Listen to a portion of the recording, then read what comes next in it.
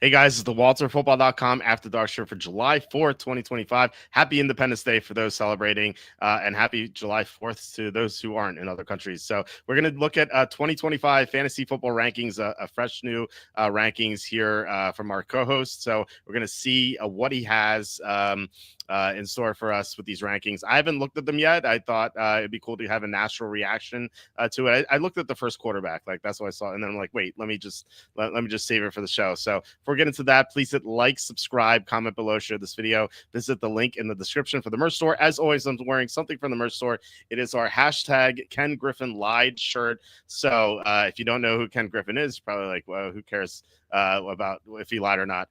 If you do know who he is, you probably want the shirt, and you can get that in the merch store.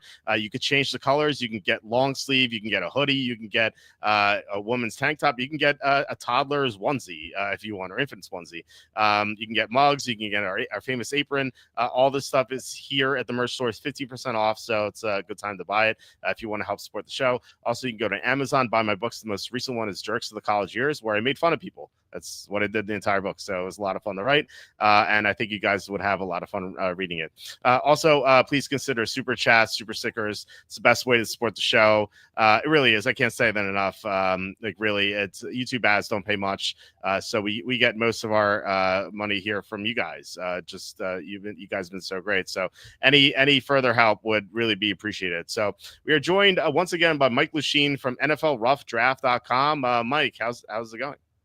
It's going great. Happy 4th of July to you, Walt. And, it's great for me, it's kind of transitioning now from dynasty football season to redraft season. For me, the official beginning to that is Scott Fishbowl. I got my Scott Fishbowl shirt on over here, which starts next week.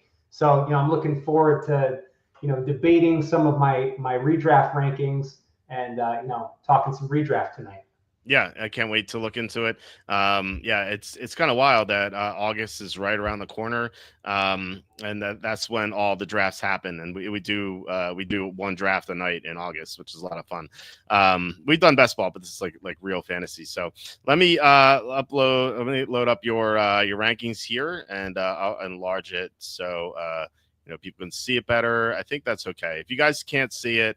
249 years. Yeah, exactly. It's hard to believe 250 is right around the corner. Well, you have to give the Bucks $1 million for drafting Ibuka because that room is full, and now you love him relatively early in drafts. Why? Let's answer this before we get into the rankings. Well, first of all, I mean, my ranking on Ibuka was not based on his talent. My grade on Ibuka was because they had 3 receivers and they just re-signed Chris Godwin. Just think about the it's the same sort of situation as the Falcons when they gave Kirk Cousins $100 million and then they drafted Michael Penix. That was a little more extreme because $100 million is not what Chris Godwin got, but Godwin got a substantial contract. And so they re-signed him. They still have Evans. They have Jim McMillan. I was like, why do they need a receiver? They need so much more help on defense. But now you're hearing that Godwin's may not be ready for week 1. And this is early July. I think this might mirror what we saw with Christian McCaffrey last year. I don't know if he's going to play very much. In fact, wouldn't surprise me at all if Godwin plays 5-6 games, sort of like McCaffrey did last year with 4 games. So with Godwin, just kind of maybe just not ever being the same guy again. And then if you think about it, McMillan is just okay. And then Mike Evans is going to be 32 in August. It just makes more sense now that they know that Godwin's kind of like a lemon. And I said that about Cousins too when they drafted Penix. At first I was like, this is an F. This doesn't make any sense. And then I was like, you know what? They probably were so thrilled to get Cousins. And then they saw him in practice. And they're like, oh, man, this guy sucks. We need a quarterback badly. And we saw it. He had some good games to start the year. And then he just had a complete meltdown in October and November. He just couldn't stop throwing interceptions. He was awful. He truly was awful. And so they ultimately made the right move with drafting Penix. The mistake was giving Cousins $100 million.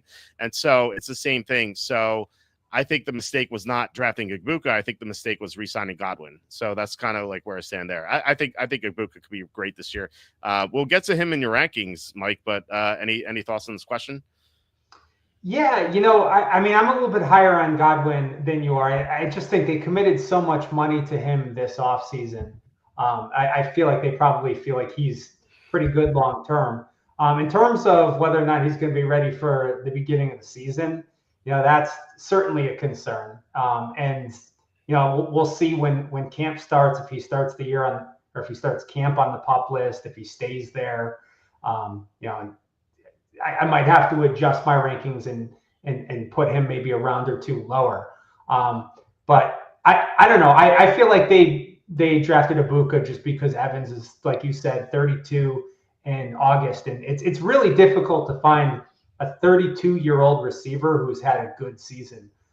This actually came up. I was talking to one of my buddies on Twitter, and I posed that question to him, and he came back with a bunch of good wide receiver seasons from receivers who were 32 years old or older, and they were all 10 plus years ago. So that just seems to be the magic number where you just don't see it. So Evans has been pretty good. He's been more than pretty good. He's been great with that streak of 1,000-yard receiving seasons. But I think they're probably expecting a little bit of a step back from him. If not this year, certainly after this year. So I kind of look at Ibuka as the replacement for Evans. Okay. Yeah. I mean, that's fair. I mean, if Godwin's hurt, then he can replace him now and then replace Evans in the future. So that's interesting. Yeah, it's kind of weird that we haven't really seen older receivers thrive. I remember, I'm sure you do too, Jerry Rice's 40-year-old season in 2002. Like, he was amazing that year. It's like 40 years old. He was just having a great year. 41, he fell off. Yeah, he had to fall off at some point. Jerry Rice had more receiving yards after his 30th birthday than Devontae Adams or Travis Kelce had in their entire careers. That's insane. That really is insane. Another thing like that, I brought it up before, but yeah, never to you. Remember those debates people had between Peyton Manning and Tom Brady? Like, who's better, Manning or Brady? Like, we had those. ESPN had them all the time. Everyone had those debates. It's crazy if you think about it. Like, when Peyton Manning retired in 2015, Brady after 2015, his career just after 2015 is like a Hall of Fame career. Like, just like ignoring everything beforehand. Like, he won like 4 Super Bowls after 2015. In 2016, 2018. Now maybe it was 3. Maybe it was 3 after 2015. But and then he went to another one too with the when he lost to Nick Foles. So he won 3 Super Bowls and lost another one. Like, how many quarterbacks have done that? Like, very few, So only Montana and Bradshaw won 4, like, more than that. So if you just take like Brady's second half of his career, it's like one of the best careers of all time. And then you just ignore the other 3 Super Bowls. Right, and Montana and Bradshaw didn't have salary caps to contend with. It's like Montana had John Taylor and Jerry Rice and Brent Jones and that offensive line, and Roger Craig was there, and the defense was nowadays, or not even nowadays, during Tom Brady's career. Well, I mean, we saw it. It was like, all right, well, we have to re-sign this guy, so we're going to have to let these 3 guys go because we can't pay them. And the 49ers didn't have to deal with that, so Joe Montana didn't have to contend with that. Terry Bradshaw didn't have to contend with that. It's a great point. All right, so a fun question before we begin. So asking, I wonder, this is from Jerks of the Week, if you're like, why is this question happening? I wonder how much Mike would pay to have his 3-year-old and 1.5-year-old to play for about a half hour in the super play place at the mall. So you have 3 kids, right? Yeah, I do have a 3-year-old and a 1.5-year-old. Well, there you go. Okay, so this is a perfect question. If you go to the mall with those 2 kids, and they see like this play place that's huge, like it got slides, has all these toys, a ball pit, like anything you could ask for. And you're at the mall with your friend who also has a kid, and you're like, okay, let's go to a play place. We'll just chat and let the kids play. How much would you pay? And it's not just half hours; it's unlimited time. But you know how kids are. Like, you put them down, they play, and then they're like, "I'm hungry," like after like 20 minutes. So how much would you pay for a half hour at this super play place at the mall? Throw money. I'm a sucker. Let me tell you, both of the last 2 days, my 6-year-old daughter wanted to go on a walk, but she wanted to go on a walk with just me. And my 3-year-old son wanted to go on a walk too. So both of the last 2 days, I went on a 2-mile walk with my daughter, and then came home and immediately got my 2 other sons and went on another 2-mile walk. So I would just, if they were there and they saw it, I would just pay for it, unless it was like $200 or something like that. That's your that's your limit, $200. Because Yeah. it was $20 a pop for me. It's like each kid was $20, and Fair. and then they had the gall to ask for a tip. I'm like, tip for what? A tip. Yeah. It came up in the machine like tip. I'm like, no tip.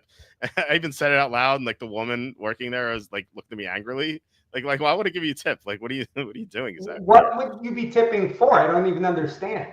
Well, there was a woman watching the place, but my friend's daughter got in trouble. Like, it's ridiculous. Like, she was in the ball pit. She started throwing balls out of the ball pit, and like this woman blew her whistle. She's like, "Stop throwing balls out of the ball pit!" And like she like yelled at her. It's like, okay, I'm paying a tip for this weird person. yeah. Yeah, that's Uh, that's ridiculous. The tips have gotten out of control for sure. oh my god, yeah. It's like, and it's not like you have like, okay, tip $1 or $2. It's like tip 20%, 30%, 40%. It's like, come Yeah, on, man. yeah, Yeah, it's absurd. So yeah, so has been asking this. I guess it's a hot topic of debate. It's like $20 a pop, but they had a lot of fun. So can't put a price on that. But my son ended up. It was weird. Like we walked back to the food court.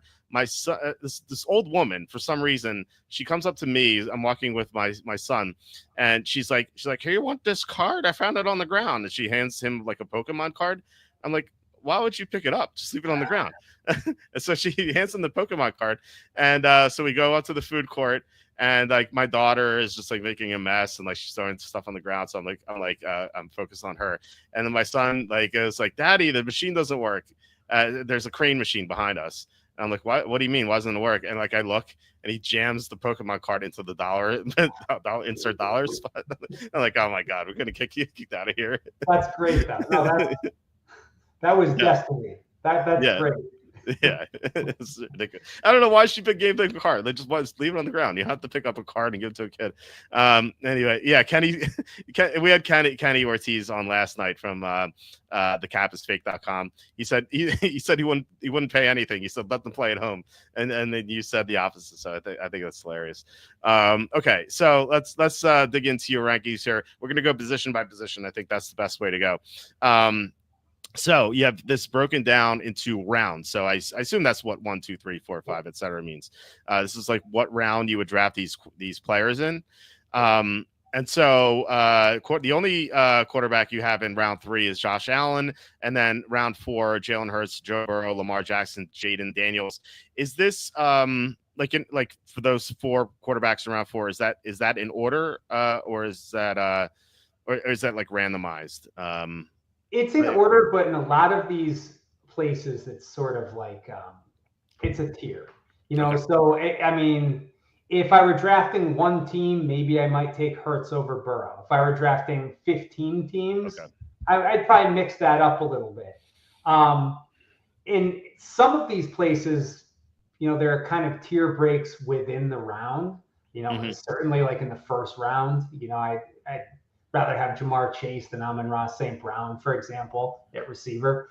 But in a lot of places, it's kind of like, okay, here's a cluster of players. If you've got one league, all right, maybe pick from one of the top 2 guys.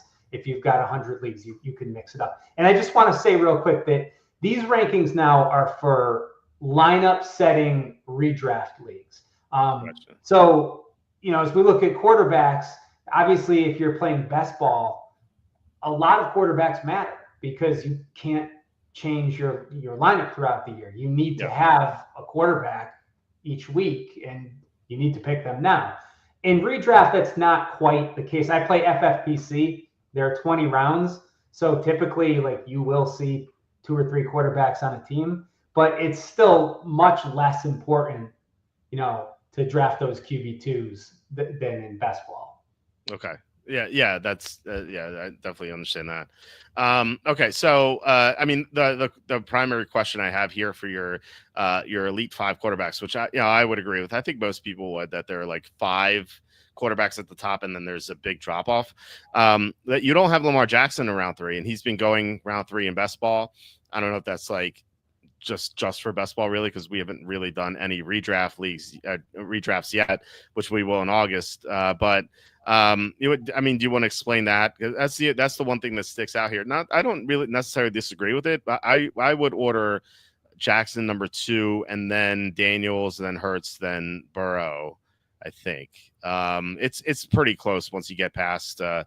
I mean, I would say like Josh Allen's definitely number 1, but once you get past him, like 2 through 5, I think can go in any order. But yeah, given that Lamar Jackson has been going around 3 in best ball, like why is he in round 4? Yeah, I think that's fair.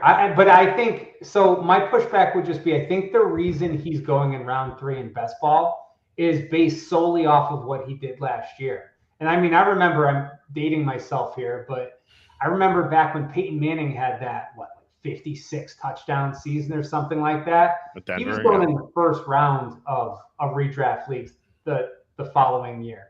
And same thing, Brady had one really big year that stood out was when you had Moss and everyone there. Mhm. And when those quarterbacks have those just earth-shattering career type years, they almost never repeat it the following year. Okay. And so that's where I just think, Lamar Jackson is elite. If you want to say that he kind of belongs next to Allen in round, toward the end of round 3, and I would take Josh Allen toward the end of round 3. He would be, if I were going to rank all 12 of the players I had in round 3, I'd have him around 10, 11, or 12. But if you wanted to put him there with Allen toward the end of round 3, I think that's fair. I just personally think, historically, Lamar Jackson's been about a round 4 quarterback. And the other part of that is he's getting closer to 30 years old.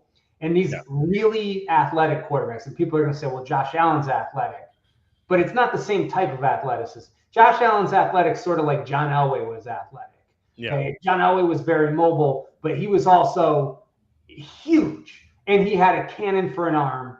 And, it was different than Lamar Jackson, Michael Vick, Cam Newton. Cam Newton was huge, but again, he relied so much on his running skills.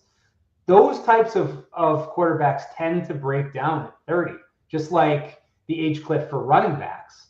And it's something that seems to just always kind of catch the media by surprise, but it's very difficult to find one of these very athletic running quarterbacks kind of keep it going after 30. Now, Lamar Jackson's not there yet, but he's getting close. So I think the end of round 3 is fair.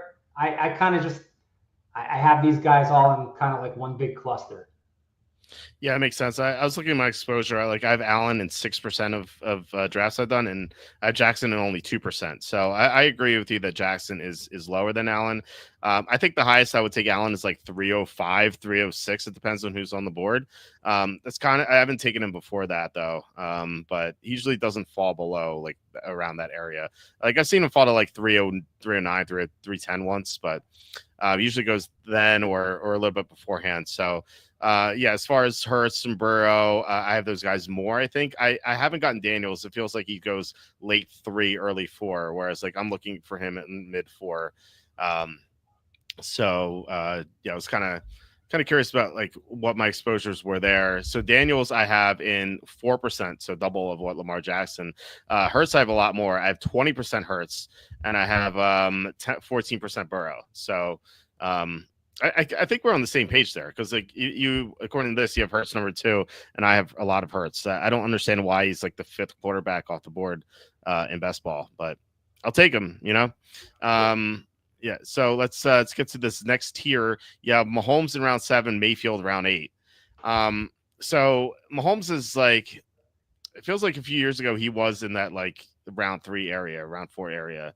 And I think he was even going before that. But so he just his offense just hasn't been as explosive. I know they've been talking about it, but I mean, round 7 he usually goes like round 6 or so. Like he sometimes I once saw him fall to round 8.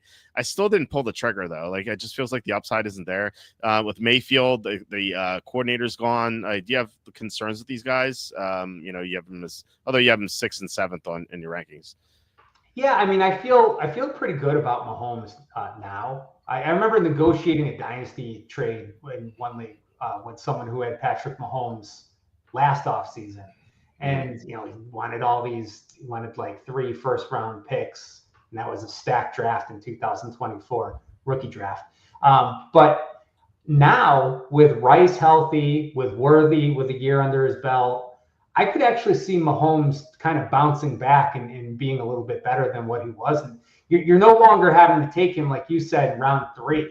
hmm Because I feel like even last year with redraft, um, you weren't really getting a lot of discount. Everybody just kind of assumed he was going to bounce back. And he did. He was worse, actually. He had 21 points per game compared to 22 points per game the year before. Um, so I kind of like him round 7. I'm very happy to take the risk with Mahomes there. I think he could easily outscore one of those players in that top tier, the top 2 tiers over there. And then with Baker Mayfield, it's kind of balancing. Well, last year was a career year, and I just said, a lot of times you don't really have those quarterbacks repeat that. But although it's a new offensive coordinator, they kind of kept everything the same, right? They replaced that position from within. And Mayfield had, although not anywhere close to what he did last year, his first year with Tampa was really impressive as well. So, you kind of wonder, like, could this be like a Rich Gannon type situation? He's younger than Gannon was when he got to the yeah. Raiders. But if he plays anywhere close to where he played last year, he had more points per game than anybody other than Joe Burrow and Lamar Jackson last year, I believe. hmm So, forget it. He doesn't need to be quarterback 3 to pay off in the 8th round, the way I look at it. Yeah, yeah, that's definitely true. All right, so this next year in rounds 10 and 11, you have Dak Prescott, C.J. Stroud in round 10, Caleb Williams, Drake May, Justin Fields in round 11. We were talking about Caleb Williams yesterday, whereas like he's like one of those players who has a lot of upside, but he also has a very low floor. So it's tough to like kind of gauge what you think of him. I do like Drake May a lot.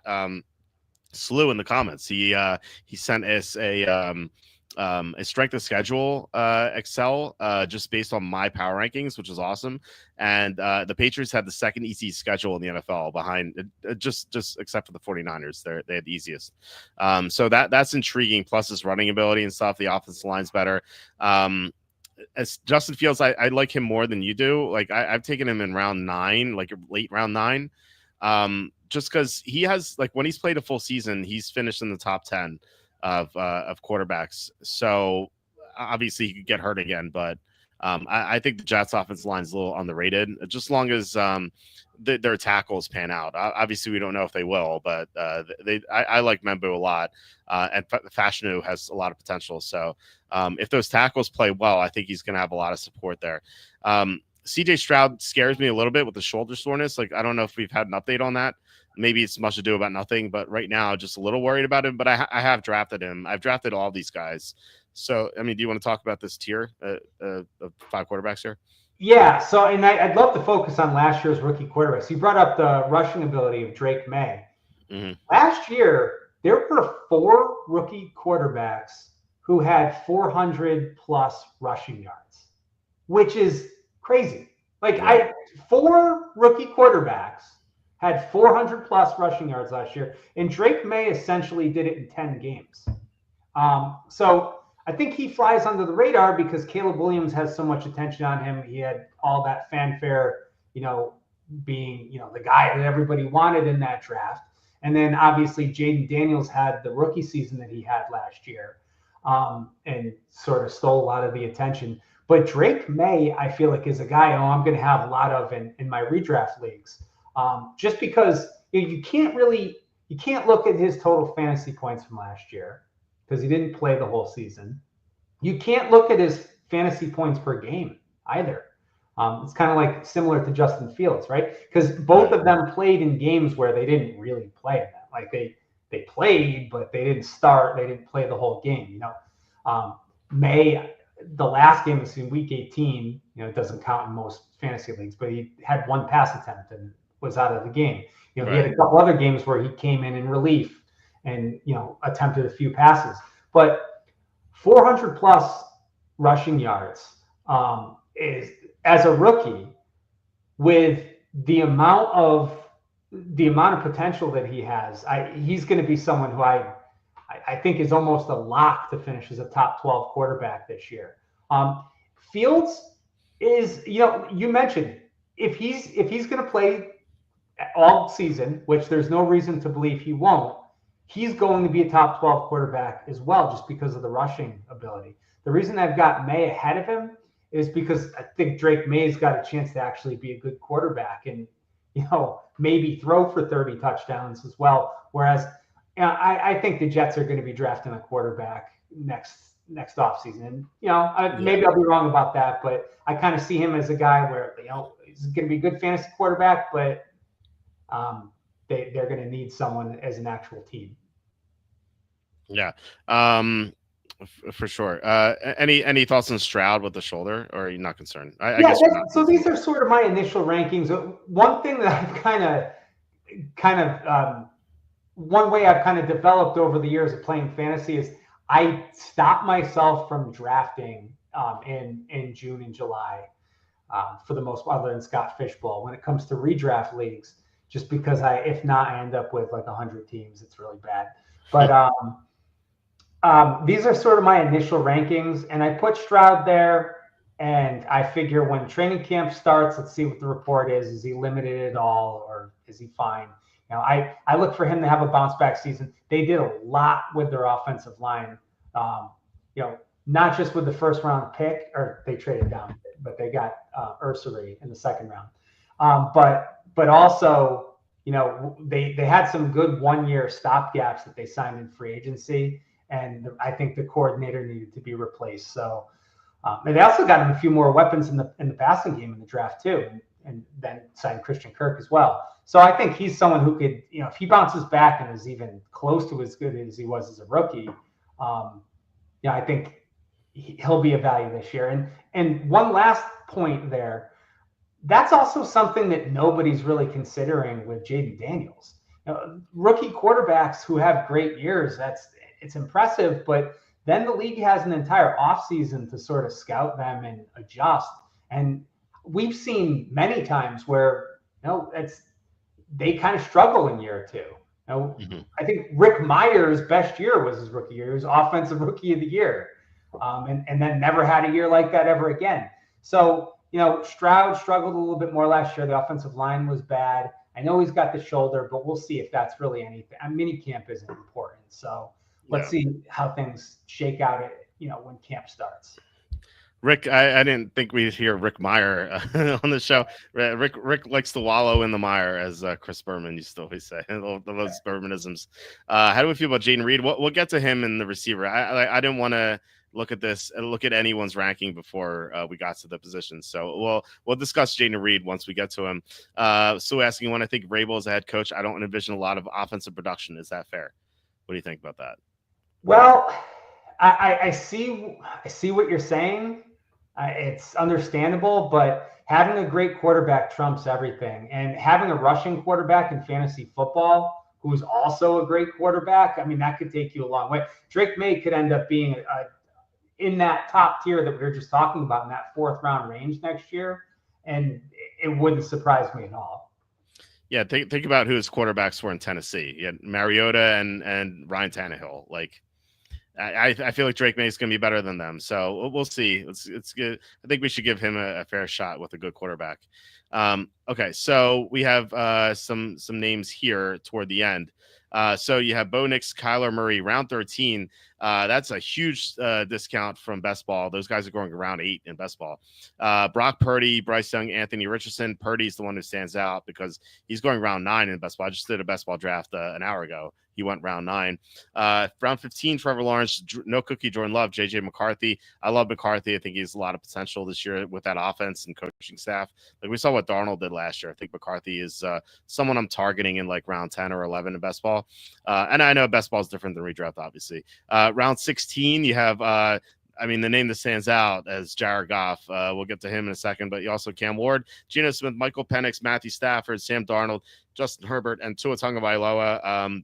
So I I assume that you're way down on the Lions like I am. Like I feel like I haven't drafted anyone on the Lions in best ball. Like I've drafted like St. Brown once or twice. I drafted Gibbs once or twice. Other than that, I haven't touched the Lions at all.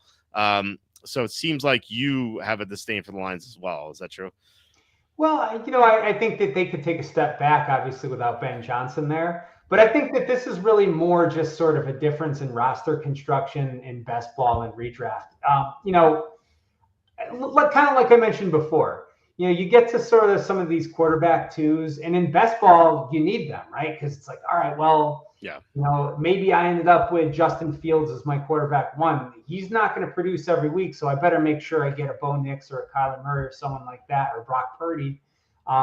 Whereas in redraft, I'm kind of looking at it as, all right, I'll take one of these guys in round 10 or 11, but I'm spending a lot of these other picks in that range, in that round 9, 10, 11, 12. I'm looking for sort of high upside running backs where Hmm. if the starter gets hurt, it's someone who you're going to put in your lineup, is sort of like a no doubter.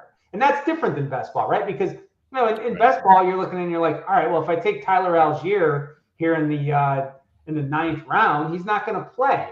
But if I take Bo Nix, well, now Bo Nix has a chance to hit my lineup every week. Right. So I think the reason I'm a little bit lower here on some of these quarterback twos, just purely a roster construction um, situation. Yeah, that makes sense. But as far as like golf, like if it's like he's usually going like round 9, which I again that's different, but like he's going in the same range as Nix and Murray, and so you have him like you just like round 16 plus, like you're not drafting golf at all, which I think is interesting. I'm not either. I'm not even arguing. I don't like the Lions this year. A point I made yesterday was that the Lions schedule last year was so favorable, like they barely had any outdoor games. This year they're gonna have way more than that. Like they play at Philly late in the year, they play at Washington late in the year, they play at Chicago. Like, and Chicago's defense not great, but they're still outdoors in the elements late in the year, and that's when Jared Goff tends to struggle. Like in the when it gets windy and rainy and cold, like he just really drops off. And so I really don't like the Lions at all. That's another reason. Um, in addition to the coaching staff and the offensive line losses, so um, And see, that's where like Geno Smith is actually playing in a bunch of dome games this year, mhm. where he's good in domes, like Goff. Right. So that's kind of like what I'm talking about. You get your quarterback one, and then you're like, well, all right, if I have to take a quarterback two, I'll take Goff or Geno Smith, or maybe I'll take a shot on Michael Penix, because if Michael Penix isn't any good, I can drop him and pick someone else up because it's not best ball. Yeah. Yeah. I think the major differences I have with you is that I have McCarthy higher. Like let me pull up my own rankings. I have McCarthy as my number 13 quarterback. So I don't know where he falls in with you here numbers wise. I'm not going to count it. I assume it's like around 20 or so. And then Cam Ward I like too. Cam Ward I have at number 17. So I like his upside. Love his work ethic. Like he's in the building at 5 a.m. every day. And he has a lot of ability. He's beaten expectations at every step in his football career thus far. And I like the upgrades they made in the offensive line. They brought in Zeitler, they brought in Dan Moore. They're going to move their left tackle to right tackle, Latham. So I like what they have going there in Tennessee. Like, obviously, it's not going to be a great offense. They only have like one viable receiver, but they do have a tight end who has some talent. Like, they have two decent running backs. I think their offense is like, I usually have like a rule that says like don't draft players in bad offenses, but I don't think Tennessee's offense could be that bad this year. I could be way wrong on Ward, but I think that there is some optimism there. So, I mean, those are the two guys I disagree with on. I guess maybe Trevor Lawrence a little bit because he hasn't been healthy in 2 years, and now he's going to have a better coach. Well, I assume a better coach. Um, so yeah, any thoughts on those three players? Yeah, I mean, I agree with everything you're saying actually on that. I think I guess the difference would be, I like the way Bryce Young finished up the year. He was, quarterback 14 down the stretch. I think he was helped a little bit by some of those rushing touchdowns. I believe he had 6 of them. And Hmm. that's a little bit unique for the number of rushing yards he had, which wasn't. I think it was like 200, or might have even been less than that. And then Anthony Richardson is just someone who I'm not ready to give up on yet, even though I am certainly worried. But I think we talked about this on one of your shows recently. Now, those of us who follow the draft, I know you do. That's my big thing. Everybody said, well, this guy's going to come into the league. We're going to have some patience here because he barely started in college. And he had that 2 or 3 game sample as a rookie, and everybody's expectations got way out of control. And he wasn't that last year. So, are there concerns that he might not be fully committed to playing football? I know he's got like a rap album coming out or something. Sure. Yeah, that's a fair concern. But I just think that now having some starts under his belt, and seeing what he is capable of from a couple of years ago, I'm not ready to give up on him. But I kind of look at this with redraft as, well, I get my starter and then my quarterback too. I'm fine with, Nix or Murray if they fall, but I'm also fine with, Purdy or taking a shot on Bryce Young or Richardson. But I'm also fine with, Ward or Goff or Geno Smith or Penix if it's later, because again, you can drop guys, you can make roster adjustments, and you're going to play one guy every single week. So if your backup has a big game, you're kind of just out of luck. Yeah, it's definitely true. What's with these football players trying to become rappers too? It didn't work for Waller, Richardson. We'll see. And it doesn't go the other way. Like, rappers don't become football players. Like, can you imagine like Silk the Shocker trying to be a football player? Like, that would not go well because he's 50. When Big Pun was still alive, he didn't try to be a lineman. So, I know it's so weird. Anyway, let's. What'd you say? We'll get to Waller. Yes. That's an interesting name. I'm very curious where you have him. All right, so we get to the running backs here. So you have in round 1, you have Barkley, Robinson, Gibbs, and McCaffrey, which I agree with. McCaffrey's a very interesting name. We did a show last night on the top 10 players we're unsure of, and McCaffrey was number 1 of both of our lists. So I just don't know what to make of him. But he has great potential. He could kill your fantasy team. Are you like, what level of confidence are you drafting McCaffrey if you have him designated as number 11? If you're pick 11, he's there and he's the top player. Like, are you like, okay, I'm glad I have him, or are you like, oh man, this guy's probably going to cost me my league, but I have to take him? Look, that's one of the fun things about this. You could never say anything for certain, right? You have to make a bet and just sort of hope that your player stays healthy. And unless you have like J.K. Dobbins or Jordan Reed or someone like that, injuries are kind of just part of the game, and they're just kind of unlucky. I'll be honest. This first round running back list that I have here, and I have them listed. For the first round, I did where I would take them overall. Yeah. Mm-hmm. That is a tier for me. All 4 of those guys are a tier. And I would argue that, McCaffrey might be ahead of Gibbs. I've been kind of thinking about it. I mean, he doesn't – we both love Isaac Guerrero. We don't know that David Montgomery is just going to go away, though, in Detroit. Everybody's, I think, looking at it as – Gibbs is younger. His role is going to increase.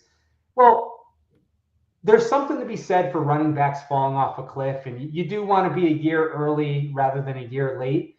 But one thing that I think gets overlooked is running backs have different sort of phases to their career, especially now that we have a 17-game season. Mm-hmm. And you look at these guys who are 27, 28 years old, and they sort of get into this mode where teams are just ready to just run them into the ground because they know that they don't have a long time left. And, we kind of saw that with Barkley last year. It wouldn't surprise me to see that with McCaffrey. Gibbs might be starting to get to that range, but with some of the younger running backs, we see, well, all right, they're coming from college. They don't play as many games. And, especially in the case of Robinson and Gibbs, are spending a first-round pick on some of these guys. The organizations don't want to run them into the ground. until they Yeah. get a little bit further on into that rookie contract. So, do we see that from Gibbs? This is year 3. He's certainly trending toward having his 5th-year option is going to get picked up. So, maybe we start to see that, but maybe not. Whereas the 49ers are sitting there saying, well, Debo's gone. Ayuk's not going to play. It's going to be the Christian McCaffrey show. He's going to get a lot of touches. And a lot of people, I think, sort of have recency bias, and they look at last year and they're like, whoa, I drafted him last year. We thought he was healthy, and then he didn't play. So, yeah, I call that one big tier, and I know that's probably not the consensus. Yeah, you're right about that. McCaffrey is going 1 last year, and then he dropped off a little late, like very late in the process. But 11 is a discount for sure. But I have the saying, it's like you can win you can't win your draft in the first couple of rounds, but you can lose it. And it feels like out of anyone in the first round, it feels like McCaffrey is going to has the best chance of losing your league for you. But Let me throw another guy at you, though. I just want to throw one more guy in there. Yeah. What about Gentry, though? Do you think that McCaffrey's got a better chance of losing your league than Gentry? Well, you don't have Gentry in the first round. That's what I'm saying. I think that's a great point too. And I said this yesterday. I'm like, how mad are Gentry owners going to be after week 1 when Mostert gets 18 carries and Gentry gets 13? And it's like, it's going to happen with Pete Carroll. He always does that stuff. Well, especially you take a running back with the 6th pick in the draft, and he had all those touches last year. You don't want to just hammer him into the ground as a rookie. Yeah, no, and Pete Carroll has a history of that. Like he drafted Rashad Penny in the first round, and Penny barely played as a rookie. Now, I think Gentry will play, obviously, but Pete Carroll called Gentry and Mostert thunder and lightning. So he clearly has some plans for Mostert. I would be terrified to take Gentry in the first round. I'm not taking Gentry in the first round. I have, though, taken McCaffrey in the first round. I have him in 5% of drafts. Gentry a little bit less. I've only taken Gentry when he's fallen to the second. And that's where you have him. So you have Taylor, Gentry, Achane, Josh Jacobs, Kyren Williams, Chase Brown. The only name I wouldn't have there is Kyren Williams. I'm a little worried about him, given his fumbles. And also, it feels like Sean McVay really loves Jarquez Hunter. At least that's what he said, when he didn't know he was on camera. So that worries me. Like Kyren Williams, I feel like could be a bust this year. I have drafted him though, I think an 8% or something. I can't remember, but I'm not necessarily staying away from him, but I have him in the 3rd round and not the 2nd. That's fair. Yeah. So Achane also scares me in that list. I had him number 2 as players I wasn't sure about, because he could have an RB1 season, but he could also get hurt a lot because he's so brittle. And I don't trust Miami's offensive line. I don't trust Miami if Tua goes down. This just feels like it's like a landmine in Miami. There's a lot of things that can go wrong. So he terrifies me, but I do think he belongs in the 2nd round. Other than that, I agree. I love Chase Brown. He's been going 3rd round, but I think he deserves to go late too. A name I would have here is Bucky Irving too. I'm looking at round 3 here. I love Bucky Irving. I'd put him ahead of Williams and Brown, and I think that's it. Maybe Taylor too. I'm not sure about Taylor. He tends to get hurt a lot recently. And then you have in the 3rd round, so you have Hall, Cook, Henry, and Walker. Henry's an interesting name. You have him in round 3, so I assume that you're just not going to get him because he's been going early round 2. So why the hatred for Derrick Henry this year? Yeah, you heard me say that, these running backs like Jonathan Taylor, like Christian McCaffrey, the 27, 28, arguably 29, they're kind of in that sweet spot where their organizations are fine with running them into the ground. Mm-hmm. I know Derrick Henry's built differently. I know DeMarco Murray was there at the beginning of his career, and that sort of, made it so that he wasn't getting run into the ground early in his career. But he's 31 now. And look, in the 3rd round, I love that. And I know he doesn't go in the 3rd round. He goes in the 2nd round. Yeah. I have a really hard time drafting a 31-year-old running back in the 2nd round, especially, when we get to the receivers. looking at some of those receivers that are there. And, looking at those running backs that are there, is he more talented than Chase Brown? Of course. But that Bengals offense is going to throw the ball a billion times. Chase Brown could have 70 or 80 catches. Yeah. That alone makes me want to take a chance on him over Derrick Henry. For me, he's been great. Could he do it again? Sure. But 31, I mean, that's really old for a running back. Yeah, it is, and he's gonna fall off at some point. But he was great last year, so it's just a matter of when, not if. And it may not be this year. I think this might be his last great year. I love Baltimore this year now that they signed Jerry Alexander, and they already signed Chidobe Awuzie. So and they drafted Malachi Stark. So it feels like they made last year's weakness a strength. So I think you can make the argument that they should be the favorites to win the Super Bowl. They are like tied as one of the favorites right now, and depending on what sportsbook you look at, but like maybe the clear favorites what they should be. Breece Hall scares me, and so does James Cook in round 3. I don't think I could take those guys in round 3. Like, I recognize the upside, but Hall feels like he's going to catch fewer passes this year because he is a mobile quarterback. And also, I don't know. I mean, last year he just didn't have the same burst. I do love the Jets offensive line, though. So there's that. James Cook feels like touchdown regression to me, and also he's holding out too. So if he's not practicing, that could be an issue. And he did sell his house, so we'll see what happens. But primarily touchdown regression guy. Any thoughts on those two? Like why you have him round 3? Yeah, it's funny. I had Cook in round 3 last year, and my reasoning was this guy had 2 touchdowns last year. I know Josh Allen is always going to get rushing touchdowns, but he's going to certainly have more than 2 rushing touchdowns. I believe he had 16 this year. So, yeah, is he going to have 16 rushing touchdowns? Almost certainly not. And Ty Johnson kind of has an annoying role in that offense, right? Because every time they go into the 2-minute drill, they use Ty Johnson instead of Cook. Even though Cook, I remember looking at him in, I think it was like 2018. I was one of the first people on him in Debbie drafts when he was a freshman at Georgia. And one of the big things about him was how well he could catch the ball, how he was able to run routes that, weren't just these, typical dump offs for running backs. But I think that right there is really what's holding him back from being a first or second round pick. So if you wanted to say Cook should be top of the 4th round instead of the 3rd round, I understand why. You've got Ty Johnson with the annoying role, and you've got Josh Allen stealing rushing touchdowns. But I think if he cuts into Ty Johnson's workload, I think Cook had like 38 targets last year. So if he gets another 15, 20 targets, he could stand to lose a few touchdowns and still be a running back 1. I believe he was running back 11 overall last year in points per game. Yeah. So now I think middle of the 3rd round is about right for him. If you want to say top of the 4th round, that's fine.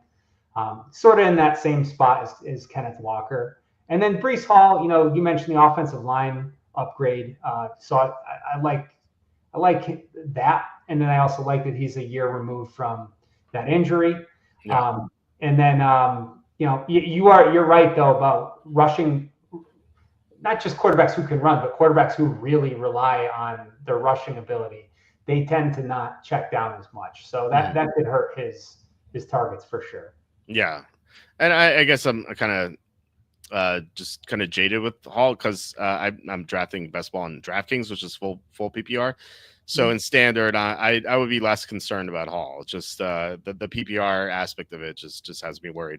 In round 4, you have Alvin Kamara, Joe Mixon. Kamara's been great for a long time, but he's going to be 30. And any concerns with age there, and also with the rule of like not drafting running players on bad offenses. What are your thoughts on Kamara? Alvin Kamara, I don't believe has ever had more than 950 yards rushing ever. It's crazy. But yeah, it's just the way they've used him, where he gets 80, 90 targets a season. So, they've been a terrible offense for a while now, and he's still actually been a league winner because he's been going in the fourth, fifth round, that some drafts even the sixth round in the last few years. And he's been a top 6 running back overall. And sort of the same thing with Joe Mixon. Nick Chubb's there now. I know they drafted Woody Marks. I thought maybe it was a little bit early for Woody Marks in the 4th round, I believe. But Joe Mixon last year was a league winner. So you could make the argument that if you completely punted running back and you were able to land Kamara and Mixon in the 4th and 5th round, you might be kind of like holding your nose all year or holding your breath for sure. But I mean, you might end up coming out of that with 2 of the top 12 running backs. And if history, repeats itself, those 2 guys could win you your league. Yeah, I like Mixon for sure. I'm just down to Kamara because of the age and also the just the bad New Orleans offense.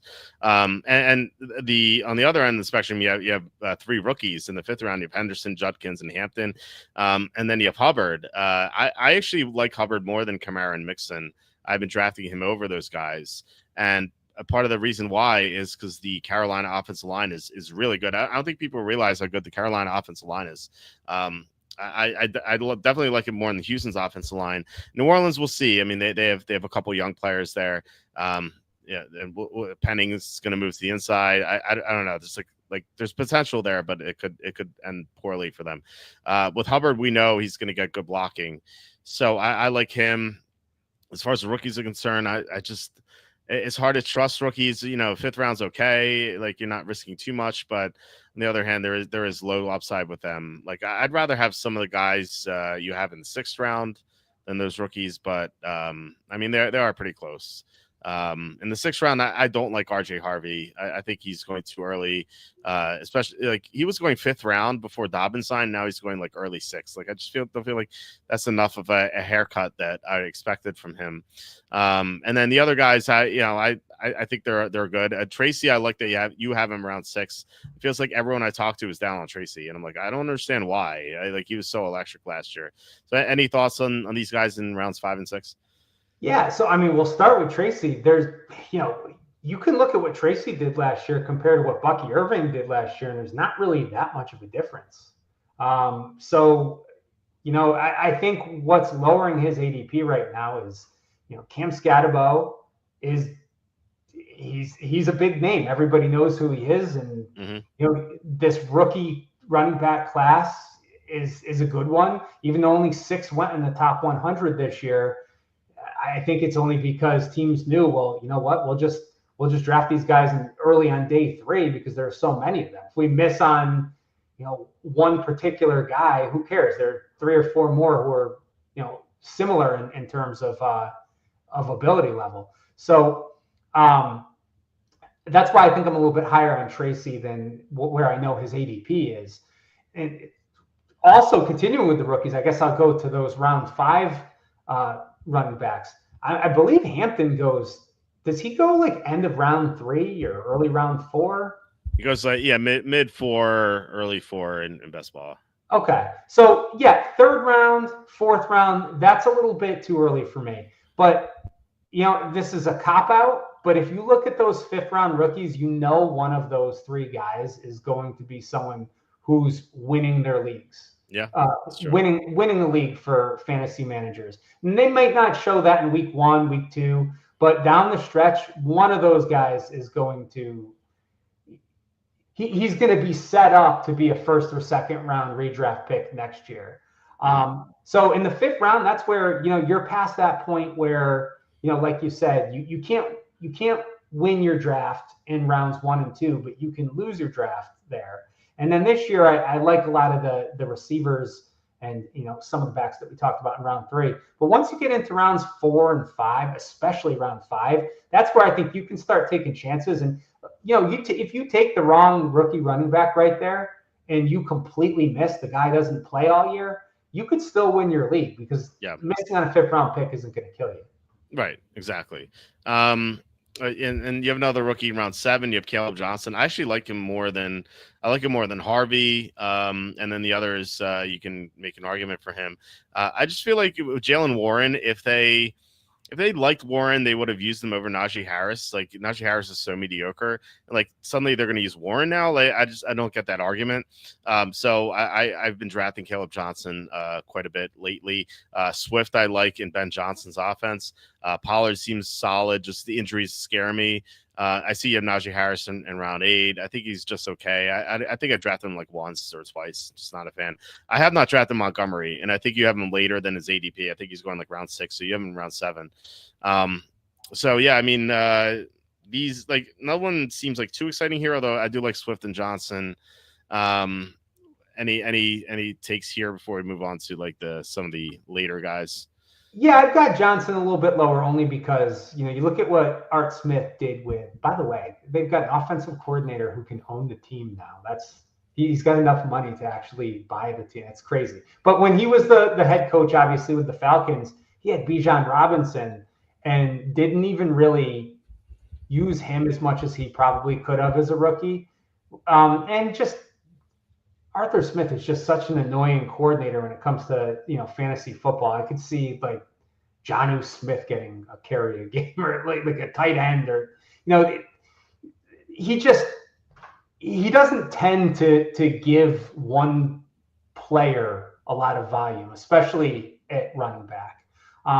So I just think that's going to be one of those annoying situations this year where you see Warren, you see a little bit of Caleb Johnson. They're a slow-paced team. They're playing defense. They're, not running a lot of plays. They're not scoring a lot of points, and it's kind of a situation that I'm sort of looking to avoid, to be honest. Yeah, I could see Arthur Smith like doing stupid stuff as usual. Like he signs like Tyrone Wheatley and like uses him over like crappy players. And then they're like, "You're fired, Arthur Smith." He's like, "Haha, I own the team now." That's like, exactly. Yes. Like that exactly. mean, like, look at me. I am the owner now. Dude, that's crazy. He suddenly has $5 billion. Like out of nowhere. That must be nice. Must be nice. All right. Let's get to these late. You have a bunch of late guys here. This is round 9. Okay. You have let's read them off. Bayshal Sutton, Jordan Mason, Isaac Orendo. We talked about him. Tyler Algier, Jalen Wright, Trey Benson, Zach Charbonnet, Rashad White, Roshan Johnson, Will Shipley. Then round 10, you have Brian Robinson, Jalen Warren, Javonte Williams, Ramondre Stevenson, Travis Etienne, Cam Scatterbo, Nick Chubb, J.K. Dobbins. And then round 11, Raheem Mostert, Tajay Spears, Braylon Allen, Ray Davis, and Jarquez Hunter. We talked about Hunter a little bit too.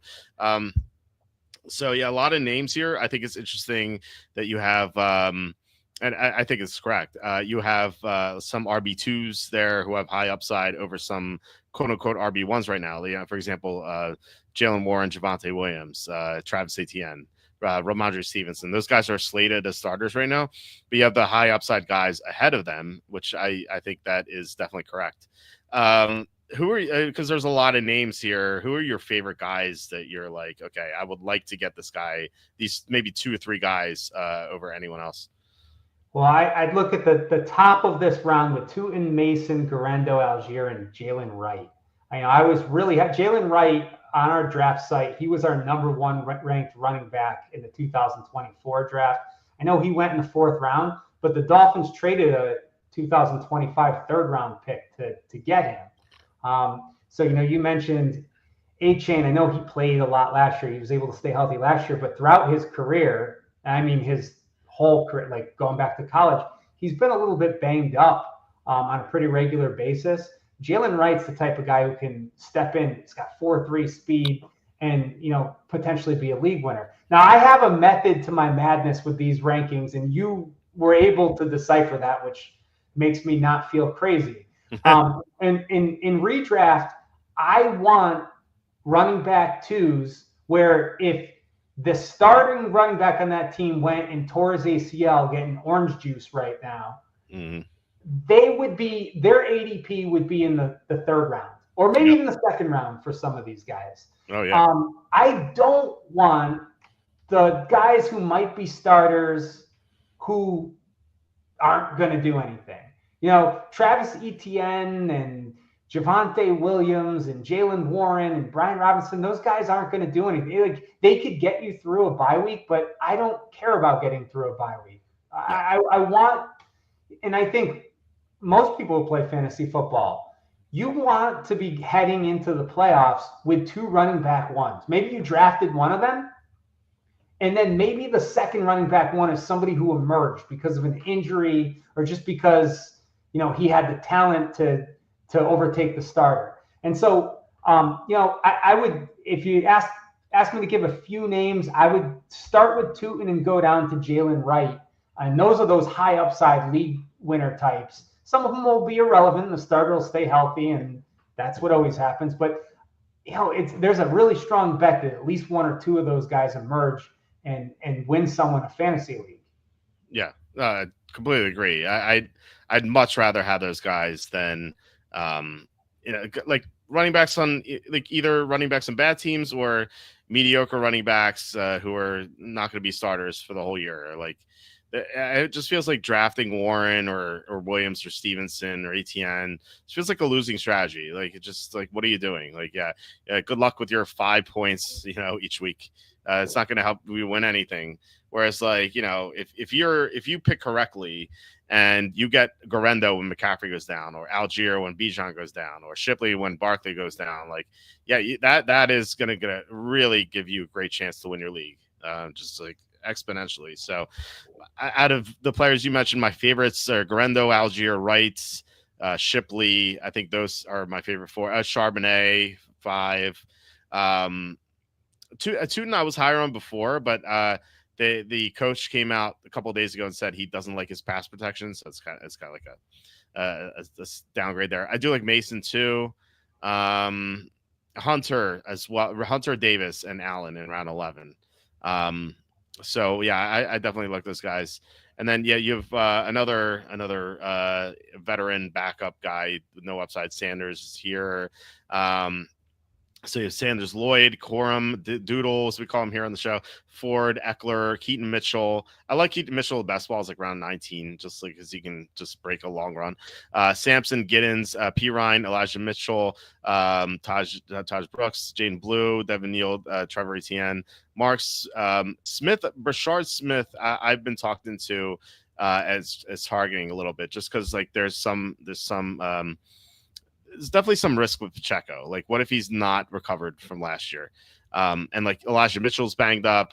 Kareem Hunt is just so old. Like, it could be Brashard Smith. Like, and Andy Reid has used late round running backs before, very often. So I have some interest in Smith. There's James, Herbert, Moss, Davis, Kendry Miller, Wilson, Singletary, Dillon. Anyone you want to highlight as late round running backs?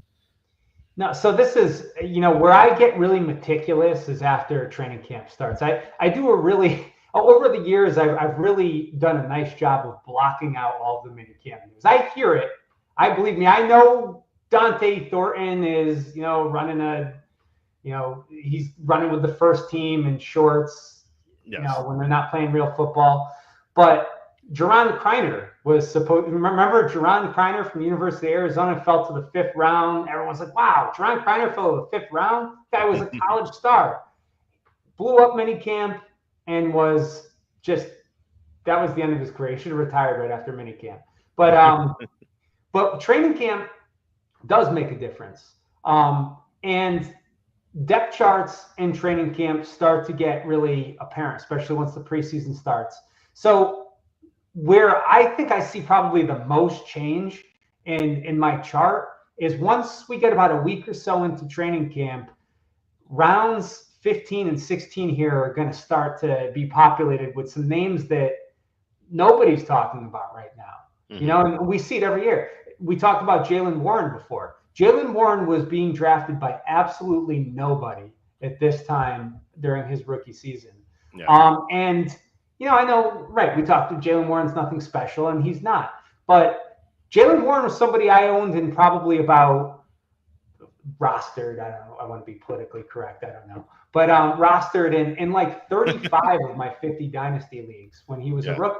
Because the news started to come out that, he was getting a lot of touches in camp, and he was running with the starters. And, if you got him for nothing, you'd be pretty thrilled with that. And same thing. So essentially, what I'm trying to say is this: someone like Jalen Warren might not be that appealing in like the 8th round or the 7th round or ninth Hmm. round, wherever you have to draft him. But if you can just pick him off the scrap heap in round 20 or round 18, I think the best ball drafts go to round 18. That's actually a value. So a lot of these names are going to sort of change as depth charts become clearer, and some of these undrafted free agents who, we don't know about emerge. And that's a funny thing. Like, I follow the draft. We come out with a chart for the NFL draft, and we have usually like 50 players per position in our undrafted free agent ranking. And a lot of the undrafted free agents that emerge are not the guys that everybody is talking about in April. Sure. Yeah. So, this will really, the later rounds will really start to take shape in about 3 or 4 weeks. Yeah, that makes sense. But it's 20 rounds for best ball, but I think it's 18 for underdog, and I think it's 20 for DraftKings. Yeah, I mean that definitely makes a lot of sense. We'll see with some of these guys. This is definitely going to change a lot. So be cool to revisit this in August once we get like all the training camp stuff and preseason. So let's go to receivers here. So you have 6 receivers in round 1. You have Jamar Chase #1, Jefferson 3, Lamb 4, Malik Neighbors 8, Puka Nacua 9, Amon-Ra St. Brown 12. The only thing I would change, I think I'd swap Lamb and Neighbors. I think there's a chance Neighbors is the receiver 1 at this time next year. I think he has that potential. Like, his target share is insane. He has no competition for targets. His quarterback, like Russell Wilson, is someone I don't like, and Russell Wilson is like Dan Marino compared to what they had last year at the end of the year with Tommy DeVito and Drew Lock. Jameis Winston too. I mean, we saw what Winston did for Jerry Jeudy and Cedric Tillman. So if it's Winston, that's great too. Jackson Dart, I'm unsure about, but I love Neighbors. I'm taking him number 5 actually after the top 4. The top 4 being Chase, Jefferson, Barkley, and Bijan. Yeah, I mean, I'm a huge Neighbors fan. Any thoughts on that, or I think the rest of this I agree with. Yeah, so I mean, let me just start by saying, for anybody who's peeking down at the tight ends and saying, why the hell is Brock Bowers 2 and Trey McBride 5? Tight end premium, yeah. Yeah, this is for a tight end premium, 1.5 per reception. You're obviously not drafting those guys at those spots in just regular PPR leagues. So I believe CeeDee Lamb has actually averaged a point per game more than Justin Jefferson over the last 2 years. So I have those two pretty close. I really like Neighbors, like you mentioned. I think it's kind of like splitting hairs with him in the running backs. He should have 170, 180 targets, like you mentioned. It is a big upgrade at quarterback. I agree with what you said for the most part. Okay. All right. So round 2, you have Collins, Thomas, McConkey, Brown, London, Higgins. I can't argue with anything there. I think I might have like Thomas over St. Brown, but it's close. I certainly can't argue. I'm definitely like not arguing against that, but I just think I'm just down on Detroit. That's what it comes down to. I just don't like Detroit. But yeah, I agree with round 2, and then let's talk about round 3 as well. You have Harrison, Rice, Hill, Wilson, and Jigba, and Devontae Smith. The one guy I'm not drafting is Tyreek Hill. I think that he's lost a step. He's 31 now. He has a lot of off the field problems. And he's got a lot of on the field problems too, because he isn't just lost a step. He has to deal with Miami's bad offensive line. He has to deal with Tua's concussion risk. And he could be in jail at some point for what he's done. So it just feels like that's like I talked about landmines before. There's like a lot of landmines Hill has to avoid to be good again in 2025. I agree with everything else in this list. I just don't like Hill. So any thoughts in round 2, round 3? Yeah. So actually, just real quickly on round 2, if I were breaking this apart by tiers, I've got Amon-Ra St. Brown as 12 right there, but that's really the same tier for me as Nico Collins, Thomas, McConkey, and even AJ Brown. This is one of those deals where if I had 20 teams, I'm mixing it. I'm not taking Amon-Ra St. Brown at 12 with every single time. I'm going to mix it up with those groups of players. With Tyreek Hill, here's my counterpoint. He had the wrist injury last year. He Hmm. had to deal with Tua last year. I think that a lot of people are looking and saying, yeah, he's 31. That is old. He is a speed receiver. They tend to break down faster than the really good route runners.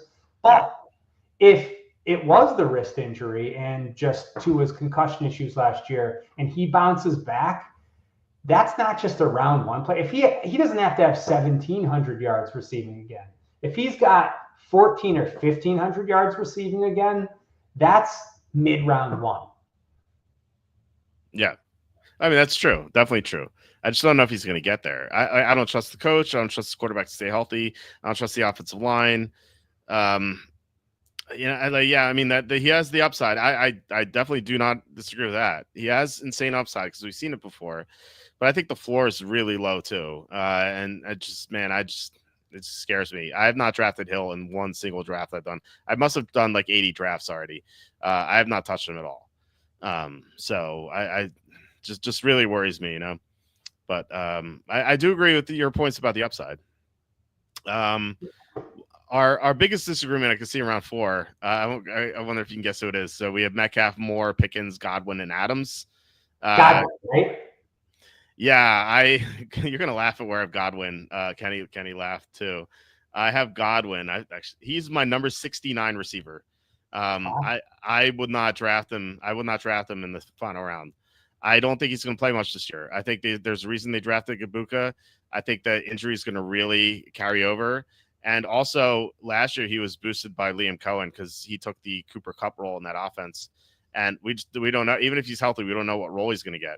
But like I would go back to what I said before. Like it's only early July, and this report is actually in late June. They're like, we don't know if he's going to play week one. It's like 3 months away. Like you don't know if he's going to play week one. Like how long is this guy going to be out?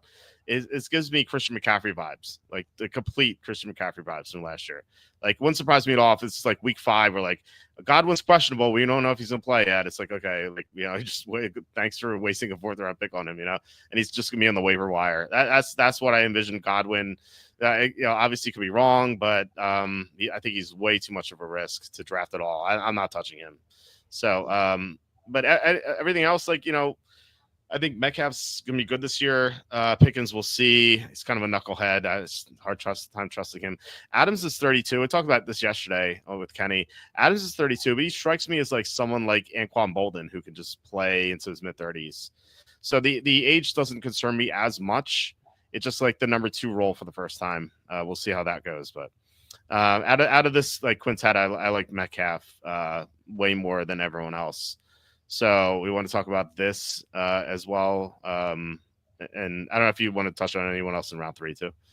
Yeah, so I mean, a Godwin, I think that's again just sort of like an information type pick, right? That's one where if you're drafting a best ball team tonight, you've got to try to figure out whether or not he's going to play, and you don't know, and that uncertainty is bad. If you're drafting at a week into camp or in August, we're going to have more information on that. Yeah. Obviously, I don't think it's going to surprise anybody if he starts camp on the PUP list, but certainly the injury he had, he should be. You're right. I heard the report that he might not play week 1. I would think that he would be back though, right? I mean, I would hope so. I'm certainly going to adjust and make him lower if we get into camp and it doesn't sound like he's going to be ready. And I think that's what it comes down to, really. It's just obviously if he's not going to play until week 5 or 6, you're not taking him in the 4th round. You're probably thinking about whether or not you're going to even take him in the 10th round. But I don't know. I guess right now I have more confidence that he'll be ready, week 1 or week 2. But we'll see what happens with that. Adams, I feel like he already did fall off. He had a couple years ago. He wasn't as good as what he was his last year with Carr. And, certainly that could be attributed to Jimmy Garoppolo being terrible.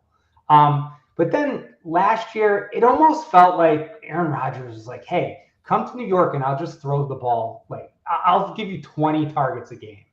And he had so many targets when he got there. And his production wasn't bad, but considering the number of targets he had, I just didn't think it was anything impressive. That Rams offense is obviously a lot better. The reason I have him this low is not only is he already 32, he's going to be 33 during the season. So you have to hope that one, he's going to not fall off as the year goes on. Obviously, you want your guys to be at the best, during playoff season or fantasy football playoff season. And then, you mentioned Puka Nakua's there. He's the clear number one in that offense. But then you also have to worry about, well, is Matthew Stafford going to be the same quarterback in, December as he is in August and September? So there's just a lot of sort of red flags there with me with Adams. That's why I have him. I know I'll never get him at the end of the fourth round, but that's why I have him that low. Yeah, he was on my list of top 10 players we're not sure about. So we definitely agree with him. Round 5, you have Mike Evans, Xavier Worthy, Jameson Williams, Josh Downs, Zay Flowers, Terry McLaurin. Feels like Jameson Williams is the first line that you're not down on compared to ADP. So kind of interested in that. I like McLaurin more than you. We agree on Evans. I'm lower on Evans. He was also on that list. He's 32. He relies on his speed, so I think he's going to drop off. You have Downs, I think, way higher than the ADP, but I do like Downs as well. So do you want to talk about why Jameson Williams is high compared to the other lines players? Yeah. So I mean, that a couple of guys in that offense are going to have big years. Gibbs. I have him 10, which is maybe a little bit lower than his ADP, but that's only because, David Montgomery is still there. Then you've got the three guys in the passing game. So you've got Laporta and you've got Jameson Williams and Amon-Ra St. Brown. And I think it's reasonable to expect two of them to be, some combination of top 24 receivers or top, 7 or 8 tight end. Jameson Williams is just somebody who did a lot with not a lot of touches last year, not a lot of targets last year. Yeah. And, he had the ACL and he came back and had other issues. And it seemed like he finally sort of hit his stride last year. And he's, again, one of those. This is round 5. If you remember the running backs I had in round 5, they were those rookie running backs. So this is where I'm starting to really take shots at guys who could be setting themselves up for, round 2 ADPs next year. Yeah. Potential league winners. And then Josh Downs is someone who I have in the 5th round. I know I'll never have to draft in the 5th round. His brother is going to be a top 5 pick in the draft next year. Caleb Downs from Ohio State. I love this guy. He showed up second year, 3rd round draft capital out of North Carolina. He was great at North Carolina. And just... He was killing it for the first week of camp and then got hurt. Yeah. And he missed the first game of the season. I think it was only a game. Came back. I don't know if he was 100% for a week or two and just completely outproduced and out-targeted Michael Pittman. Now, I know that quarterback situation is not good, but that quarterback situation wasn't good last year. And Josh Downs still produced I don't have his exact number in front of me. I believe he was a top 24 wide receiver, though. And now this is his 3rd year. He's hopefully not going to have to contend with being injured all throughout training camp. That's something where, that does make a difference, right? Like, that's like, we don't think about it, or maybe like the casual fan doesn't think about it. Like, oh, the guy's hurt during camp or the offseason. It doesn't make a difference. All these guys playing in the NFL are premier athletes who are, trying to gain some kind of an edge. It makes a difference if you're not able to work out for, a couple of months. So He came back and it's like he didn't lose a step. And now we're into year 3. Does he have an even, a higher gear, or is the quarterback play going to be a little bit better? I'm really high on him. I'm probably not drafting him in round 5 because I know I don't have to, but I'm really high on him. Yeah, I like him a lot too, for sure. And so in round 6, you have one of my favorite guys, Rome Odunze. I think he could overtake Moore as the receiver 1 in Chicago. Travis Hunter, Jaden Reed, Jalen Waddle, Chris Olave. So Cassandra asked about Jaden Reed. So you have him around 6. Do you want to touch on Jaden Reed a little bit? Yeah, again, this is one where I don't have the exact numbers in front of me, but I believe he had like 1,900 yards in his first 2 years, 1,900 yards total, obviously not per year. He doesn't play, or he hasn't played in two wide receiver sets. So this guy, he's had like 100 yards rushing each year. He's had like 900 yards receiving each year.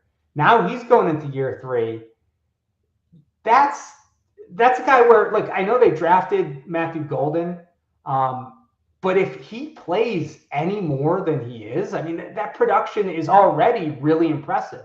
You don't have a lot of, uh, I guess, going into third year receivers who have that many yards and that much production, and then you factor in, okay, well, he doesn't play in two receiver sets. And Jordan Love was hurt for a couple games last year, so that hurt his production a little bit. I just think this is, again, a high upside guy, um, who I don't mind taking a shot on when we get to round 6 and 7. Mm-hmm. Yeah, I could see the upside for sure. I do worry about the downside a little bit, but around 7, you have Jacoby Myers, Cortland Sutton, Tedero McMillan, he's going round 4 in best ball, so it seems ridiculous. Matthew Golden, Jaden Higgins. I've been drafting Higgins a little bit more. There's actually a report today that Higgins, he was the most impressive Texan in camp. I think it was like an ESPN article. So not quite sure if you can make a lot of out of that, but it was nice to at least see something positive. And then you have round 8, you have both Niner receivers, Pearsall Jennings, and Calvin Ridley, Deebo Samuel, Michael Pittman Jr., Jerry Jeudy, Jordan Addison, Khalil Shakir, and then a couple guys in round 9, Stephon Diggs, and Emeka Egbuka. I talked about Egbuka, how I'm high on him, so I've been drafting him in round 8. So you have him around 9, so it's pretty close. Calvin Ridley is a guy I'm warming up to a lot, not just because Cam Ward, with those positive reports about his work ethic, but I saw a stat that like Ridley had the most unrealized air yards last year, and I think it was like McLaurin who had the most in 2023, and we saw what happened with him with an upgraded quarterback. I think Ridley could have a huge year, and I think people kind of forget how good Ridley was in the past. They just kind of remember what happened last year, where like it was just Levis and Rudolph throwing terrible passes to him that he couldn't catch downfield. And so now he's going to have an upgrade and he's going to do more. And it sounds like he's motivated. It sounds like he likes practicing with Ward. I mean, we'll see how long that lasts, but still, I think that there's something to Ridley. So I've been drafting him like for late round 5. I think that he's going to have a good year. Anyone else standing out to you here in these 3 rounds? Yeah, so Jacoby Myers, and I know we'll get to tight ends, but Njoku fits into this category too. You know, these are guys who get drafted later than where they finish. And I understand why, right? I just actually made the point why. You're taking guys in these middle rounds who you're kind of hoping are going to take a big jump and be in round 1 or 2 next year. You know, maybe Roma Dunze is, you know, closer to Malik Neighbors than he was last year. So that's why Jacoby Myers goes later than where he finishes, which for the last couple of years with the Raiders, he's been a top 24 wide receiver. So to invest, wide receiver 36 to 40 pick in him, that's someone who I don't mind kind of putting into my wide receiver 3 or wide receiver 4 spot. So I just wanted to touch on him. But then, a lot of this group here is that upside, which is, again, why he does go that low. Not all of these guys are going to pop off and finish as second or third round picks for next year, but some of them will, and some of them will be irrelevant. Mm-hmm. Yeah. Late round receivers, you have was this round 11? Around 11, you have Rashid Shaheed, Christian Kirk, Hollywood Brown, Luther Burden, Cedric Tillman, Keon Coleman, Leggett, Kyle Williams, Marvin Mims, Brandon Ayuk, Jalen Noel, then Cooper Kupp. I'm glad you have Cooper Kupp in like round 12 and not like round 7 or 8 where he's being drafted in best ball. It just seems insane to me.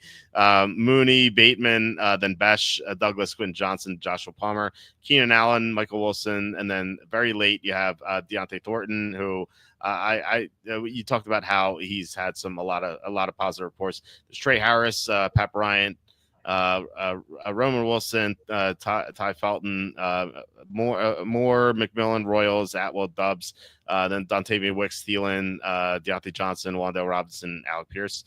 So who are these? Who are some of these like late round receivers that you're like, okay, I wish I'm really hoping I get them in the final few rounds.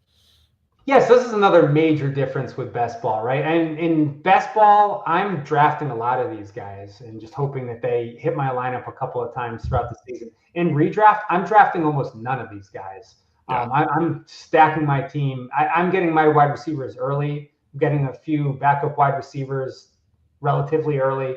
And here, maybe I would take one of these guys in the entire draft who are in this portion. But if I got stuck late and I was like, I've got 6 receivers, I maybe need one more. Jalen Noel is someone who's kind of interesting, could become kind of a target hog with Houston. That's obviously a good situation. You know, I don't mind Ayuk that late. He's going to go earlier than that, so I'll probably never get him. But that's someone where I wouldn't mind. I'm not spending a top 10 round pick on him. But if I could get him in an irrelevant point, like 12, 13, I don't mind that. I'll stash him. Michael Wilson's somewhat interesting, and that's more kind of like, all right, it's the 19th or 20th round, or, the 17th, 18th round. He's shown flashes where he's been okay. And then the last two that I'll touch on, Quentin Johnston gets laughed at. And I understand why he gets laughed at. He drops everything that gets thrown to him. But if you purely look at his year 1 to year 2 jump, it was significant. And then you factor in all those passes that he dropped. My gosh, I know they drafted Trey Harris to, possibly replace him, but maybe they're looking at Trey Harris as sort of the Josh Palmer replacement. And maybe Quentin Johnston takes another step forward. And I'm not saying he's going to be, I'm not saying you should expect him to be in the second round next year or outproduce Ladd McConkey or anything like that. And that's an offense where they run the ball a lot. But, if he becomes 1,000-yard receiver with 8, 9, 10 touchdowns, he's certainly built for that. It's not even that much of a step forward from what he did last year. That's a useful wide receiver, 4. Mm-hmm. Yeah. I feel like it's gonna be someone with the Chargers. Like there's a lot of guys. There's Johnson. You said Trey Harris. There's Keandre Lambert-Smith, and then they brought back Mike Williams. It feels like someone's gonna do it. I just don't know who, and it's just very very difficult to kind of figure out who that's gonna be. I like Thornton. I mean, 6'5", 4.3 speed is insane. It's not like he was a late 7th round pick. He's a 4th rounder. And like he was, as you said, he was running at the ones already. We'll see if that continues. But I think his potential is insane. And then Pat Bryant is, and I'm always wary to listen to coaches, especially if they're talking directly to the media. But Sean Payton did compare him to Michael Thomas. So, and he was the 3rd. They took him in the 3rd round. So there might be something to that. But yeah, I mean, you're right. Like, these guys, I love these guys in best ball and regular fantasy. It's kind of hard to justify it. All right, let's get to tight ends.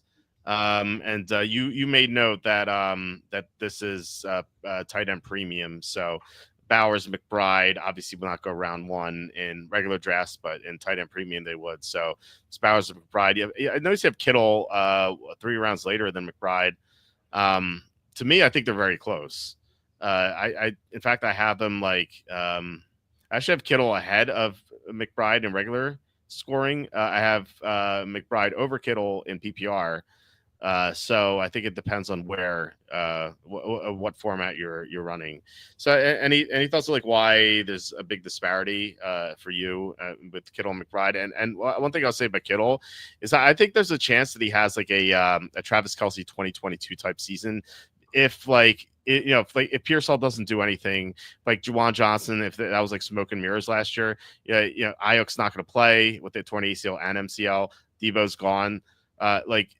Kelsey went off in 2022 because the Chiefs had nothing at receiver, and there's a chance that like the Niners, if especially McCaffrey is not going to play the full season, like there's gonna be nothing at receiver either potentially, and so I think there's a chance that like Kittle just goes off.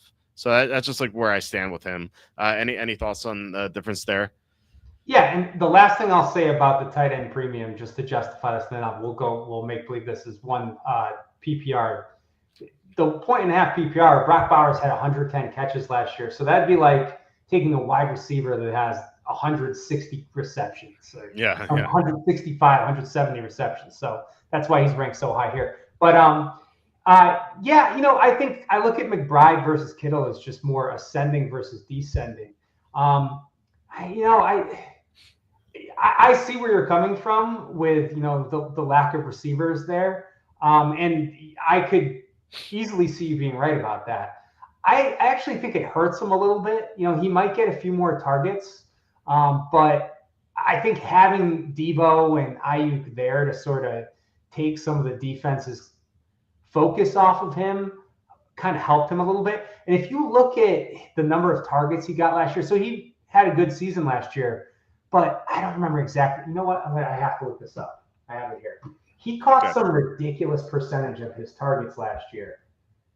So he had 94 targets last year and had 78 receptions. So there were only 16 times he was targeted all year where he didn't catch the ball. Now, that said, I think most people have the top tier as Bowers, McBride, Kittle. Again, I just look at it as he's getting a little bit older. I know McCaffrey is going to get a ton of touches in that offense. Beyond that, you would expect Kittle to get an uptick in targets. I just wonder, is he going to be as efficient with the targets, and is he going to be as open, without having some of the the receiver talent around him? Yeah, I mean that's fair. I feel like he could get even more targets, because like Debo was there for most of the season. I mean, he dealt with pneumonia, but he was there. Ayuk was there for half the year, and so we'll see. I think a lot of it hinges on McCaffrey as well. And then we have this group of 8 here, starting round 5 through 8. We have Laporta, Hawkinson, love Hawkinson this year, Njoku, Ingram, kind of like lukewarm on them.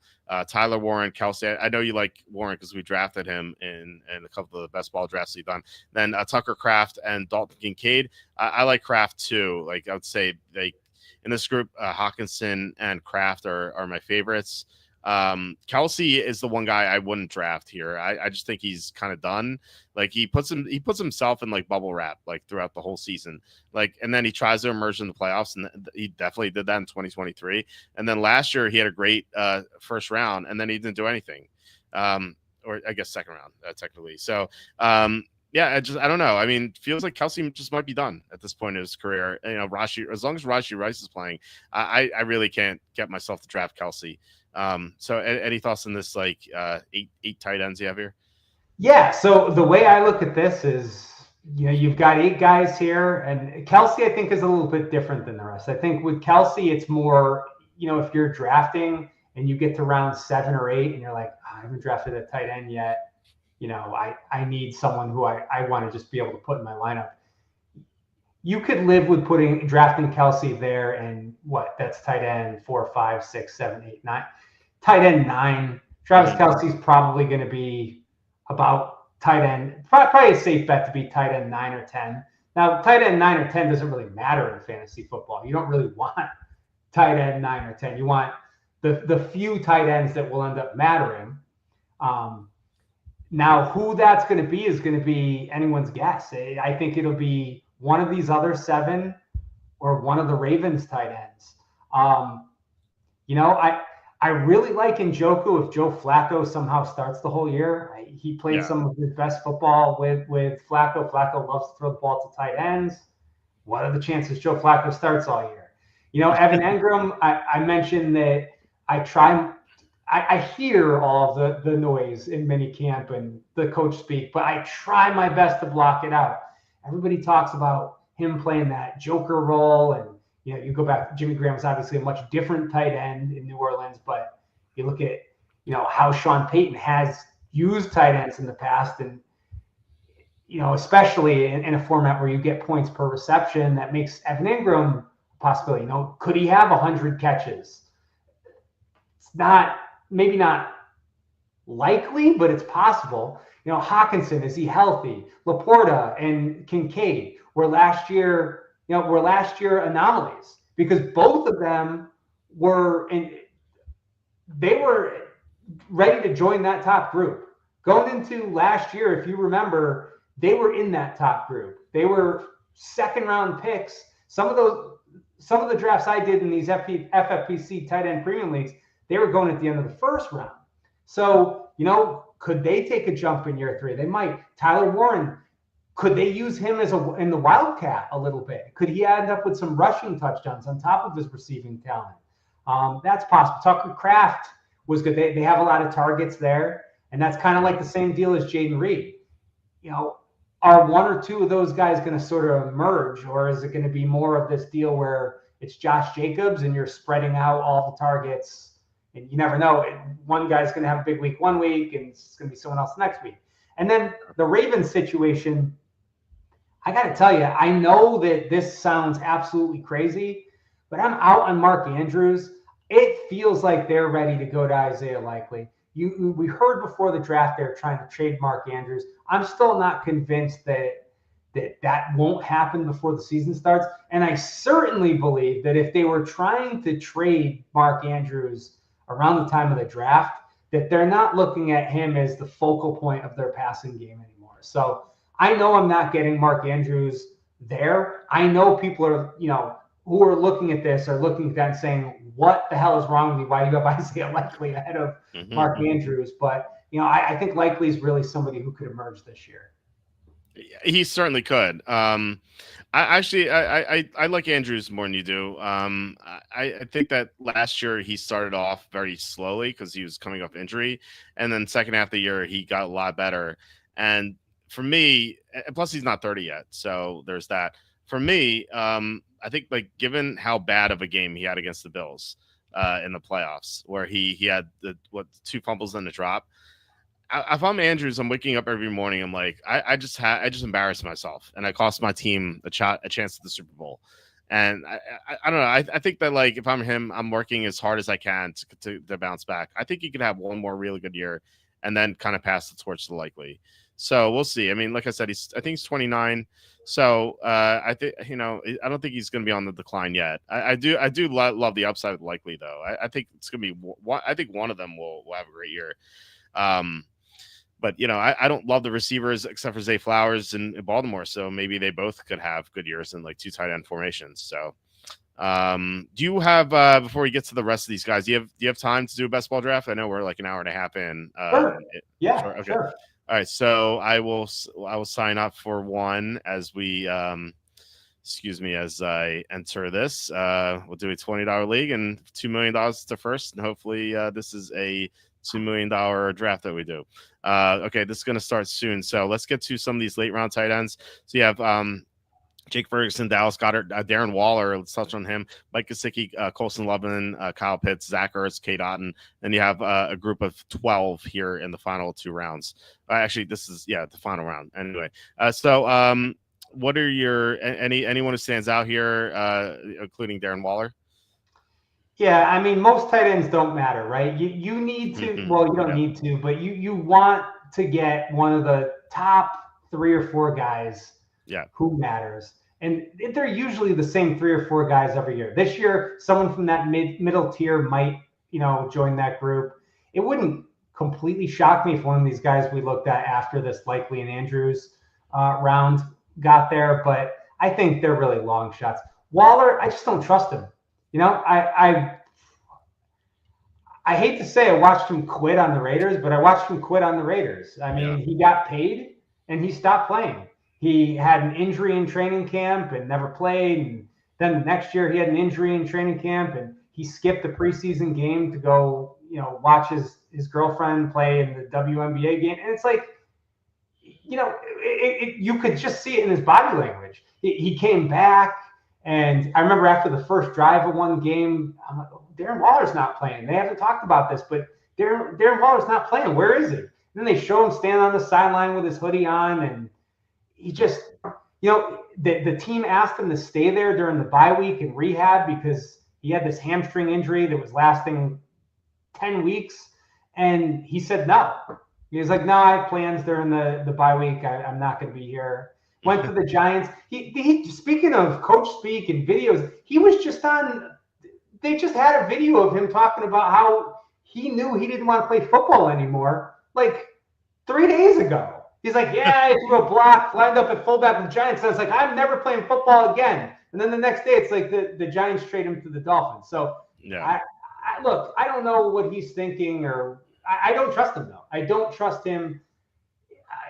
Will it take a shot on him in round 12 or 13? Because why not?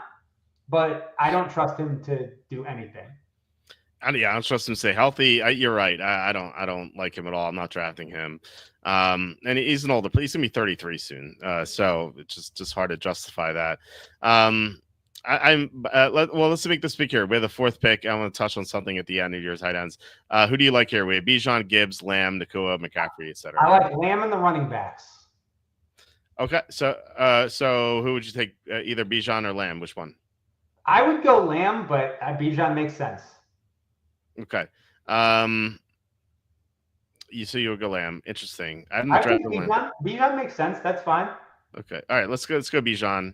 Okay. So real quick, let's get to these. I am heartbroken, absolutely heartbroken that you don't have Tyler Higbee here at the end because I have drafted him in 78% of best ball drafts in round 19, just because like he's gonna play and Stafford is an older guy, and I don't think Ferguson's going to take his job. Not this year, maybe next year. So I love Higbee. I think we saw what he did in the playoffs. He was awesome. So he's healthy. Yeah, go ahead. Again, though, you're playing best ball where you're like, I need someone who's going to play, who's going to hit my lineup a couple of times. The way I'm looking at tight end is I want one of these top tight ends, and then maybe I'll get a second tier guy. And then once we get into that Higbee range, if I ever needed a third tight end, I would just pick one up off the waiver wire because Tyler Higbee or someone like Tyler Higbee is going to be sitting on the waiver wire because you could make roster moves. Yes. Yeah, you're right. I mean, best ball is clearly different.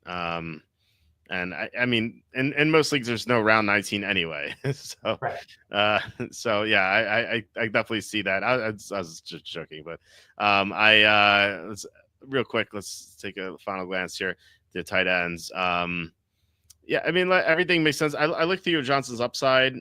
So I think I'd have him before round 16. But really, with these tight ends, and you said they don't matter as much, and you're right. What I tend to do for tight ends, if I don't get one of the top guys, I'll just play matchups because like there's certain teams that can't defend tight ends at all. So I'll just like target those teams and I'll pick up some guy on the waiver wire usually, and that tends to work out. I do that with defenses too. And you have defenses here. Your top defense is Denver. It looks like the only defense you draft before round 16. Do you want to touch on that as we watch this go by? Yeah, the Broncos defense was just so good last year. It got even better. I didn't think Jahdae Barron was going to fall. It's interesting. Cornerbacks the last couple of years have really fallen in the NFL draft, but that was a really good value there. Now, I mean, they're really loaded at corner. And again, when you think about defenses and kickers, that's usually the last. Are we up here? We're up after this pick. So. Okay. Right now, there's Brown, Taylor, Rice, Jacobs, McBride, Higgins, Wilson, Brown, Tyreek Hill. So who would you like here? Obviously, we have to wait for this guy, Ken Ham, to pick. So I personally like A.J. Brown and Jonathan Taylor. Jonathan Taylor just got picked, but again, your vote counts as more than mine because this is your team. No, it's just fine. I think this should be 50-50. So you did mention Brown and Taylor. Taylor's gone, so we'll go Brown there. By the way, I did a draft, and our two running backs were Taylor and Swift. I didn't even notice. I'm like, oh, we have Taylor Swift. I'm like, oh my god, how'd that happen? It's a team name right there. If you name all 300 of your best ball teams. Yeah, that'd be insane if someone did that. I couldn't even imagine. Um, I generally don't have much of an issue coming up with team names because I just name every team walterfootball.com. Yeah. And my and there's this girl. She was in one of my leagues. This is a long time ago, and she's like, I don't know. She was so pissed for some reason. She's like, you should just call your team selfless, a shameless self promotion. I'm like, okay, I'll just fine. So actually, the next year, I named my team that. So, You know what? I, um, I do the same thing. So I'm with you on that. why not? I mean, like Yeah. I justified. I'm like, look, it's a tax deduction because you guys always see the name. It's listed on ESPN.com. I can justify it. Um, of course, we had some news on taxes this week. All right, so we're up now. Best players: Hill, Allen, Harrison, Jackson, McLaurin, JSN, Adams, Williams, Hall, Evans, Daniels. So who do you like here? Yeah, I like Kyron Williams. I like Marvin Harrison. I don't, I wouldn't mind Josh Allen there. And did Chase Brown get picked? I didn't see if He, Chase Brown. yeah, he got picked. So we had 3 seconds. I can take Harrison. He's the highest non-quarterback on ADP. So, and I don't have a lot of Harrison, so I don't mind taking him here. And I kind of like, I don't think Williams is going to come back to us, but it is possible. Whereas the other guys, I don't think so. I mean, look, we have how many picks do we have? We're up in 13 picks, so it's very unlikely that he's going to come back to us. But I don't know. I've been surprised.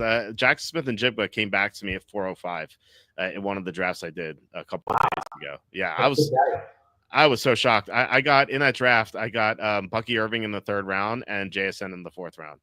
Wow. Um, yeah, it was insane. So 308 and 405. That's where I took him. So Kyron Williams goes. So like I said, I didn't think he was going to come back to us, but he did go later than the other guys. Obviously took Harrison, but I think that given his ADP, he would have gone earlier. So we're about like 3 rounds through.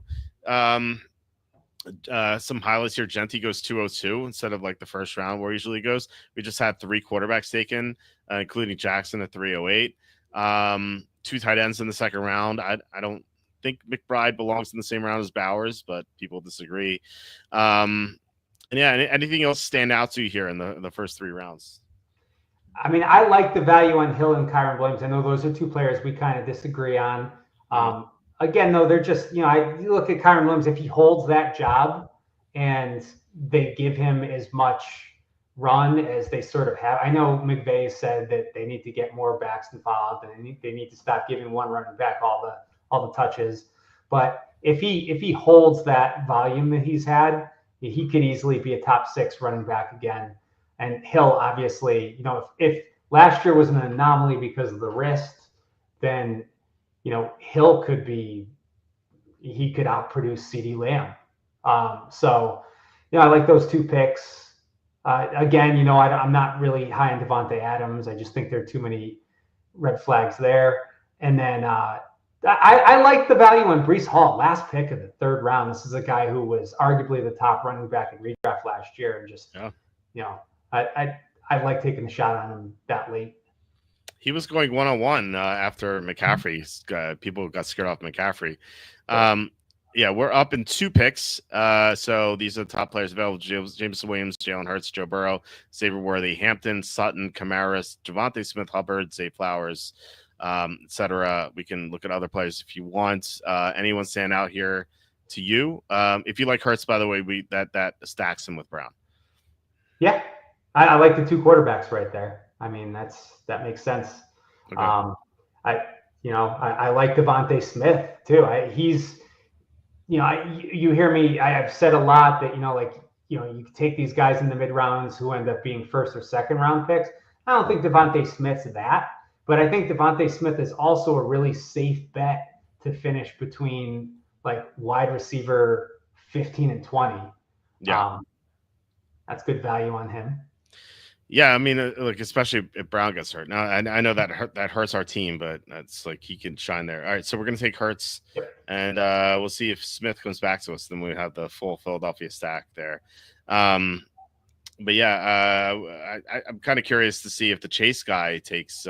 We had Chase hit at 101, and we had Higgins here at 302. Feels like Burrow should go there in with Yeah. one of those two picks. Um, Let me ask you this: like, if for and this is not going to apply here, but let's just say that you had like great value with like Josh Allen or something, and then like let's say like 608. So let's pretend like you took him here. So Burrow goes at 305, and like you love Burrow, but you're like I can't take him at 505. I just took Allen. But like if Burrow falls back to you at 608, and you're like geez, what do I do with this? Like, would you take the second quarterback there? Or would you Yeah. just So you're saying we already have Josh Allen at 3.5, and now Burrow's there at 6.8. yeah. Yeah, they have different bye weeks. I would take them, and I might be done with quarter. I might not even draft a third quarterback. I don't Yeah. know. That's You're set every week at quarterback. I've done that a couple of times. It wasn't round six. It was like I took like Allen at like 309 or 310. Well, we're up by the way. Let's look. Devontae Smith is still there. Do you want to take him? I really like Devontae Smith. I don't mind Hampton this late. Devontae Smith is just money in the bank at like wide receiver 17 every year. Mm-hmm. Yeah. Okay, let's do it. Yeah. So anyway, that example was like I got Allen at like 309 or 310, and then Hertz was there at like 509 or 510. And like it wasn't quite the sixth round, but it's close enough. I'm like, man, like I can't like pass on Hertz here, and so that's what I did. I took those two quarterbacks, and that was it. Like this, the only quarterbacks I took. I didn't take a third one. Yeah. So something that I kind of am always talking about is, and this might sound, I don't know, this is kind of something I came up with myself. I don't know if it makes sense, but I feel like those of us who play fantasy football, there's two different sort of brains that we have. We have off-season brain and we have in-season brain. And Mm-hmm. off-season brain, we're drafting and we're like, all right, we've got our one quarterback or we need one tight end, so let's fill that spot. But our in-season brain realizes it's a weekly game. It's not, okay, let me find two running backs and that's, who I'm going to play every week. Or it's you're making adjustments every single week. There have probably even been times where we've all been in the situation where we've got one player, like we'll use a quarterback. Maybe we've got like, I don't know, we'll go with Patrick Mahomes, but Patrick Mahomes is playing some elite defense, and we have, I don't know, Kyler Murray playing against some really bad defense. And we've probably been in the situation where we said, oh, it's going to kill me, but I'm going to play Kyler Murray over Patrick Mahomes this week because of the Yes. matchup. Yes. And that's fantasy football. And we don't think like that in July and August, but we should. So I don't know. That's just something that I always try to keep in mind. Obviously, you're not going to bench like CeeDee Lamb or something like that. But I'm talking about, there are specific situations where, you don't play the better player just because of the matchup. Right. It's that's always a conundrum. That's why I love best ball. Like you don't have to make these decisions, I always feel like I always start the wrong guy. Like something goes wrong, like some guy gets hurt or something, or the other guy keep him on my bench goes off. It's like I don't know. I feel like I'm like a curse in that regard or something. Same. Yeah, Yeah. same. Do you know how many people I hear from every week? They're like, I've got these two guys, and they're usually close calls, right? Mm-hmm. And I'm always like, look, it's never like, hey, here's some mediocre quarterback playing against a really good defense, and here's some mediocre quarterback playing against a really bad defense. It's always like, here are two guys. They're both in the same boat. Which one should I play? And my response is usually like, flip a coin. Like, I don't know. If I knew, I'd be betting. Like, nobody knows, right? There are I people know. who project weekly rankings, but we don't know for sure. Yep. Kenny, who comes on the Wednesday show, he's like, yeah, rankings are a waste of time. I'm like, well, that's my job. Hey, we're up now. There's Harvey, Godwin, Montgomery, Swift, Olave, Mahomes, Myers, Judkins, Shakir, Jones, Pacheco, etc. Who do you like here?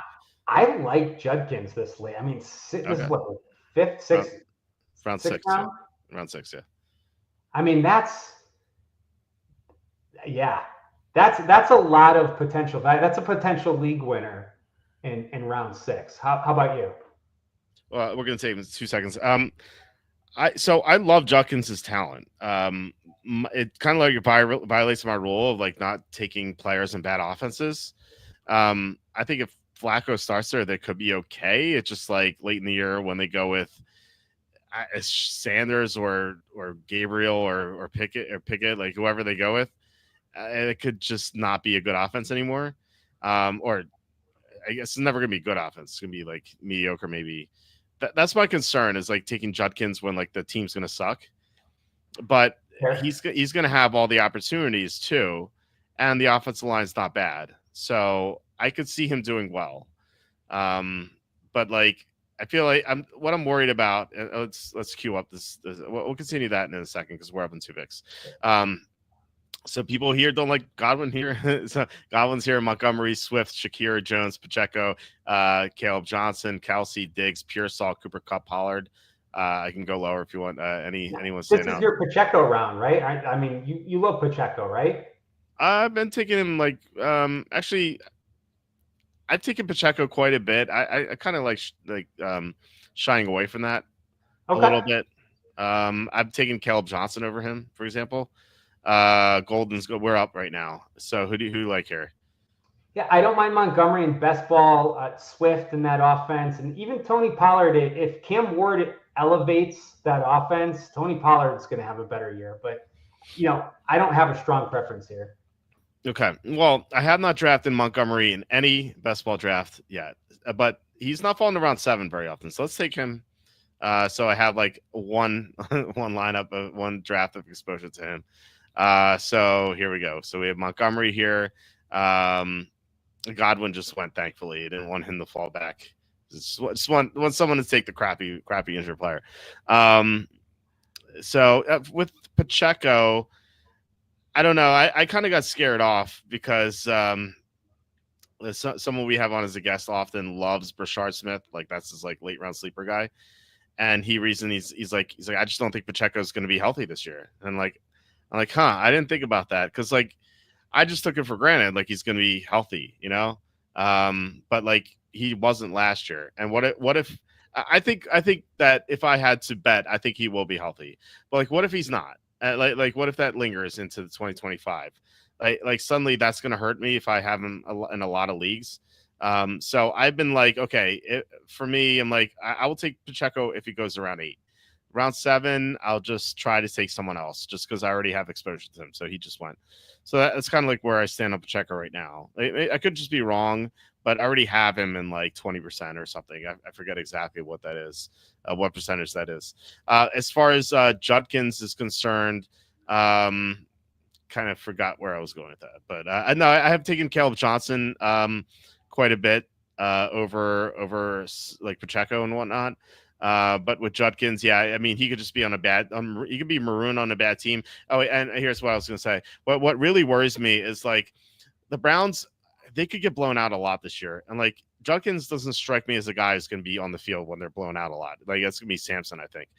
So like there's just some games where he just won't do anything. And that really worries me. But I do recognize the potential. Like I said, I love him as a prospect, but he just may not play that much. Yeah, they're going to need their defense to keep them in games this year. Yeah, for sure. Yeah, and their defense is good, but still. All right, so we're up now. I assume that you like Josh Downs here. Josh Downs is yes, he was my late round guy. Came on your show last year. I was like, I'm drafting Josh Downs in every league. Oh no, he just got taken. Oh man. All right. Who do you like now? As Pollard would be our fourth I like Pollard. I mean, we have a lot of running backs. Yeah. I don't mind the 2 quarterbacks in best ball. I don't mind Engram. I don't mind Jaden Reed. Who do you like? Tyron Tracy. I don't mind him. I like Ibuka. But I don't have much Ingram. Do you want to take Ingram? Let's take Ibuka. Ibuka's it's your team. Oh, I took Ingram. All right. Well, now we have a tight end, so we're good. Yeah. Wait. Maybe Ibuka will fall back to us. I thought he was taken, but apparently I just X'd him out. Okay, well, we'll see. There's two guys, so we're up in two picks, so we might as well stay here. Igbuka, Jalen Warren, Fields, Tracy. I think you had Tracy Hiley, so I'll start Yeah, him.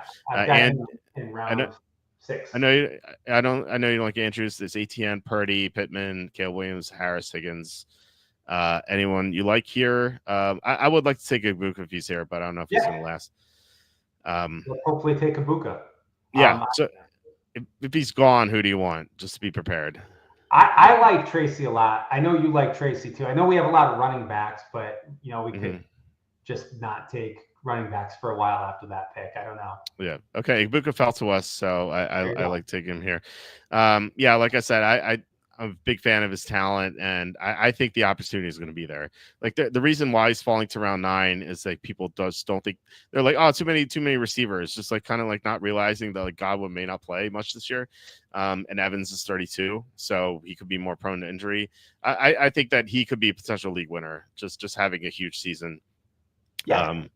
So yeah, I'm a big fan. So anyway, so we have Ingram. You talked about him maybe playing the Joker role with Denver, so that could lead to a lot of receptions. And I mean, he could be the receiver too that they lacked last year. So let's go to team right now. So we have Bijan, the Judkins, Montgomery. So it looks like we have potential there. Like Judkins. Between Judkins and Montgomery, I think like one of them will do well. So I think we have a good 1-2 punch. Then Brown, Harrison, Smith, and Igbuka. So I like the receiver quartet.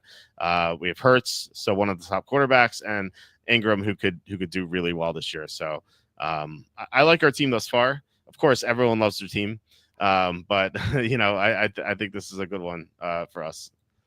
Yeah, and going back to what you were saying about Ibuka, with running back, it's all about situation and how much they're going to get the ball and how many targets they're going to get. With receiver, the cream rises to the top. I mean, it's all about talent, and the situation matters to an extent. But if you're good, you're going to get the ball. And there's a similar situation with T. Higgins when he was a rookie. T. Higgins was going very late in drafts, even though he was a high second-round pick in the actual NFL draft, because I can't remember. Was it Chase was there? They had somebody else, and I'm completely drawing a blank. But everyone was saying, well, T. Higgins just isn't going to factor in, even though it was a high second-round pick, because look at these other 2 receivers that they had. I can't remember who it was. But and T. Higgins had a great rookie year. So, it's all about talent at receiver. It had AJ Green there. Oh, AJ, yeah, obviously.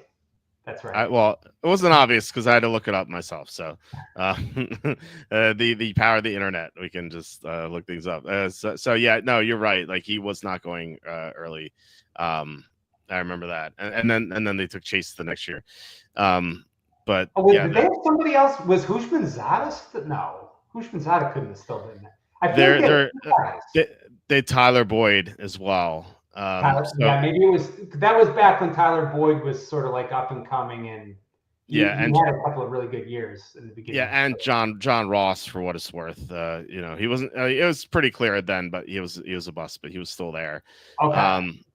So yeah, I mean, I think between Green, Boyd, and Ross, like I guess there was just too much pessimism for Higgins, and I think that's a great comparison with Igbuka. Like the same thing. Like he was drafted before Higgins. He was the 19th pick, whereas Higgins was second round. Yep. So I think that like round 9, especially like I've been taking him late round 8. Like 904 seems just like amazing value for someone like that. So yeah, I definitely like that. And any thoughts on like some of the other happenings that we've had? Well hold on. Before we do that, we have we're up in 2 picks, so we're up on 1 pick now. There's Keon Coleman, Cam Scatterboot, Njoku, Herbert, Dobbins, May, Jonnu Smith, Trey Harris, Shaheed, Jordan Love, Stevenson, Stroud. You can go a little bit down. So who do you like here? I mean, I think Drake May is going to be my guy in fantasy this year. Yeah. Like I mentioned, he had 421 yards rushing in essentially 10 games last year. And on top of what he could possibly do as an actual quarterback, which the sky is the limit there as well. I think he's just getting better. Yeah, I'm a big fan. I love Drake May. Different bye week too, so yeah, let's just take him. Are you taking any interest in Kyle Williams if you take Drake May? it's going to be interesting to see how that shakes out, right? Because you've got Yeah, Diggs going off the ACL. Again, I know Douglas. It's May and June mini camp, but everybody's talking up Douglas right now. I do like Kyle Williams, though. It wouldn't surprise me to see him emerge yeah. as even the top guy there. It's just that's kind of one of those situations where I would probably just take the cheapest guy in that particular draft. Yeah, you know what? I like Douglas in regular fantasy PPR, but in best ball, I think it's just too hard to justify Douglas because he's like perfect for DraftKings like DFS because he's always like 4K and he gets like 10, 12 points and you're like, oh, I got 12 points with my 4K receiver. That's cool. But like 12 points is not going to do anything for you in best ball. So Mhm. I just avoid him, but regular fantasy is different. I think Kyle Williams has more potential, but we're up here in two picks. So we have Keon Coleman, Justin Herbert, Dobbins, Johnny Smith, Jordan Love, Stroud, Spears, Mims, Kraft, Kirk, Kincaid, Loveland, Rashad White, Penix, likely, Tagovailoa, Goddard. Yeah, any thoughts here? I mean, Dobbins is going to get hurt eventually, but he's interesting. Mims, you'd have to be betting on him picking up where he left off. Yeah, I don't like it. Yeah, I don't really. Yeah, Kraft and We're up. Kincaid are interesting. Who do you like here? No one. This I is like don't it really like doesn't. anyone here either. I mean, Yeah. Kraft or Kincaid could take a step forward, but For me, I think it's Dobbins. I think Keon Coleman's interesting. He was basically first round pick last year, and he has potential in that offense. Maybe he didn't show much, but we have 3 seconds. Let's just take Dobbins. yeah, Okay, so we have 4 running backs, 4 receivers. I think I'd be more comfortable with another receiver in the next couple rounds. So either 1209 or 1304, which just might mean we're going to have 2 quarterbacks, although we could take one of the Colts quarterbacks later. But yeah, Coleman, I talked about him. Like he really just kind of flopped last year, but I think like he still has potential. They have no one else really. I mean Shakir, but he's slot receiver. Like on the outside, there's really no one else. Like maybe Palmer, but I feel like Coleman has potential. So I've been taking him a little bit, but I'm not like thrilled about it. Um, I'd rather take him like 13th round, not 11th. yeah. So If they're going to stop spreading the ball around as much as they have over the past few years, since Diggs left, then mhm. you got to figure the main beneficiary is going to be either Coleman or Kincaid. Yeah, It's just a matter of whether or not one of those guys is going to make the jump. And I mean, Kincaid had like the fourth or fifth most receptions for a rookie tight end in history. I know, he's playing an extra game, but still, that's impressive. And then just did nothing last year. Um, yeah. It was and how much do you factor the torn PCL into that with Kincaid? He played through it, but he had the torn PCL in the second half of the year. Do you think that kind of like weighed him down? well, I mean, then what was wrong the first half of the year? I just I expected know. a lot more from him. Remember he and Laporta were going in. They were. I mean, I don't. Sixth And round, I think. yeah, Yeah. and they just flopped. And Laporta was a little bit better the second half of the year, and Mhm. that you could at least look and say, well, okay, you've got Amon-Ra St. Brown, you've got Jameson Williams coming back, you've got Gibbs with an uptick in sort of those shallower targets. With the Bills, it was just kind of like spread the ball around, and you know Khalil Shakir had a couple of good games, and aside, I don't think they even had a 1,000-yard receiver last year. So the opportunity was there, and he just didn't capitalize, which just worries me. But it's a new year. Every year is different in the NFL. Yeah. By the way, this guy took Andrews unlikely. Don't do that. That's Yeah, you just got like to bet on one. right. That kills your upside, and it's the same bye week for tight ends. Like, just don't do that. Not regular fantasy. Don't do that in best, especially don't do that in best ball. It's a huge mistake. Thank you for paying for the rake, Grappy. Thank you so much. Anyway, I've been doing that lately. So, yeah, no, I think if I'm not mistaken, I think Kincaid was the tight end 10 up until his PCL injury. which isn't like too bad, but like you did expect more from a 6th round tight end. Um, so anyway, yeah, I don't know what to make of it. We have two more picks once we're up. Did Keon Coleman really go? I guess I Yeah, missed that. he did. Okay, he just did it 12-3. Okay. All right, we're up in 2 picks. There's Jonnu Smith, Colston Loveland, Rashad White, Goddard, Tootin, Luther Burden, Thielen, Ray Davis, Kyle Williams, Brown, Garendo, Ferguson, Trey Benson, Eckler, Cam Ward, Ertz, Besh, and so on and so forth. Anyone stand out to you? We're up in 1 pick now.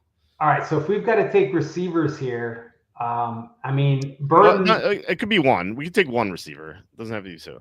Okay. I mean, the tight end's not Jonnu Smith, but the other tight ends are a little bit interesting. They could have a couple of spike weeks. Yeah.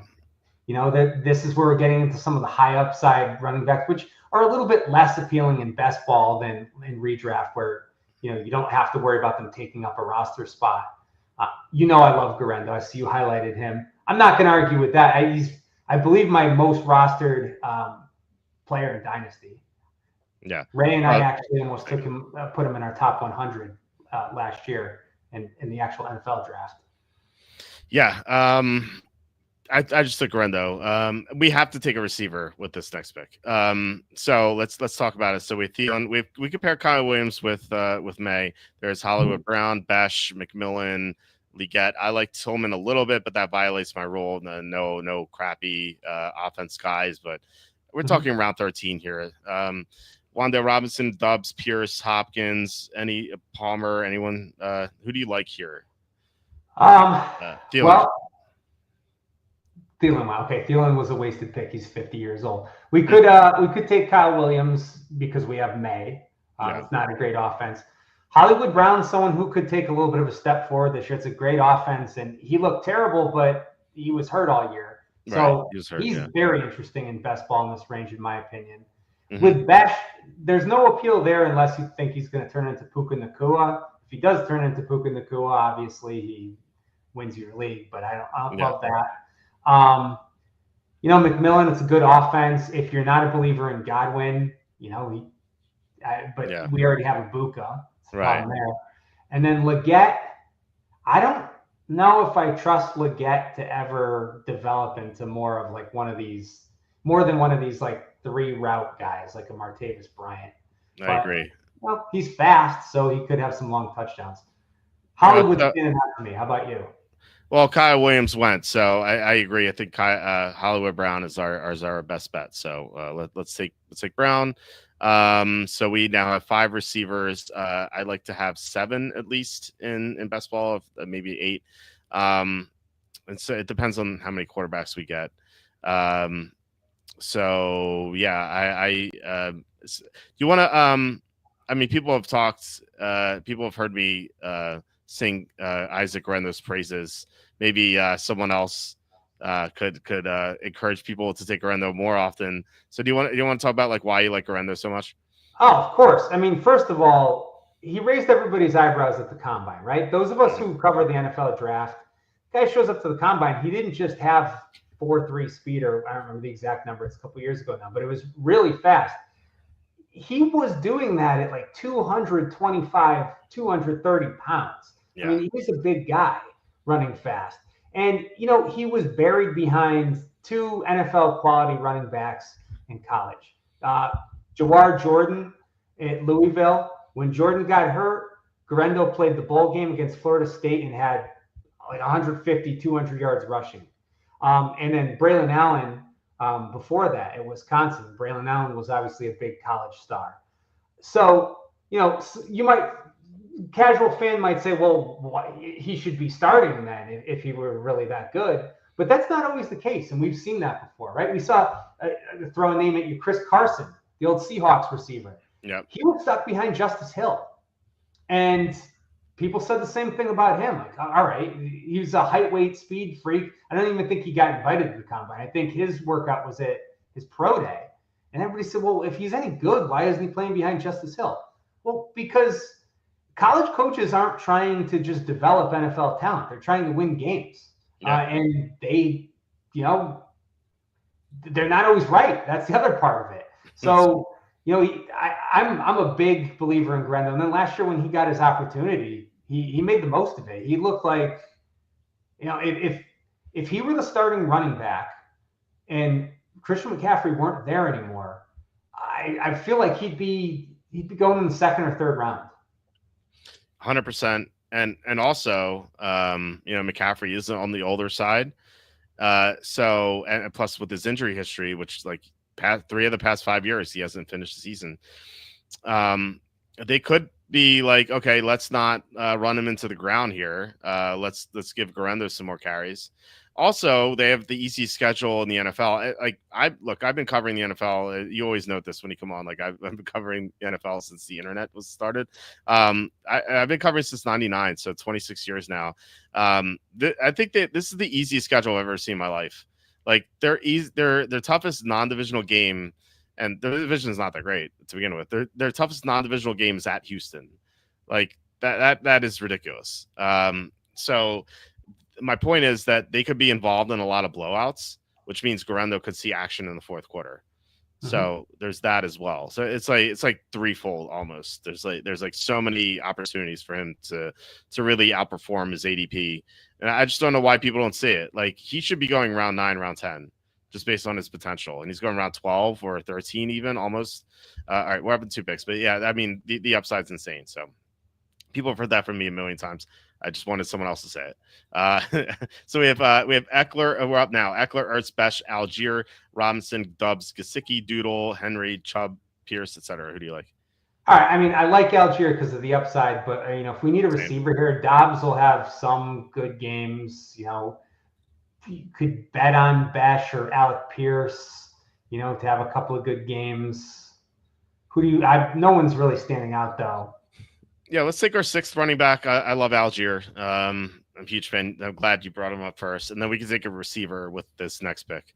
So we can kind of decide if that's going to be. Let's look at the other positions. There's the 2 Colts quarterbacks.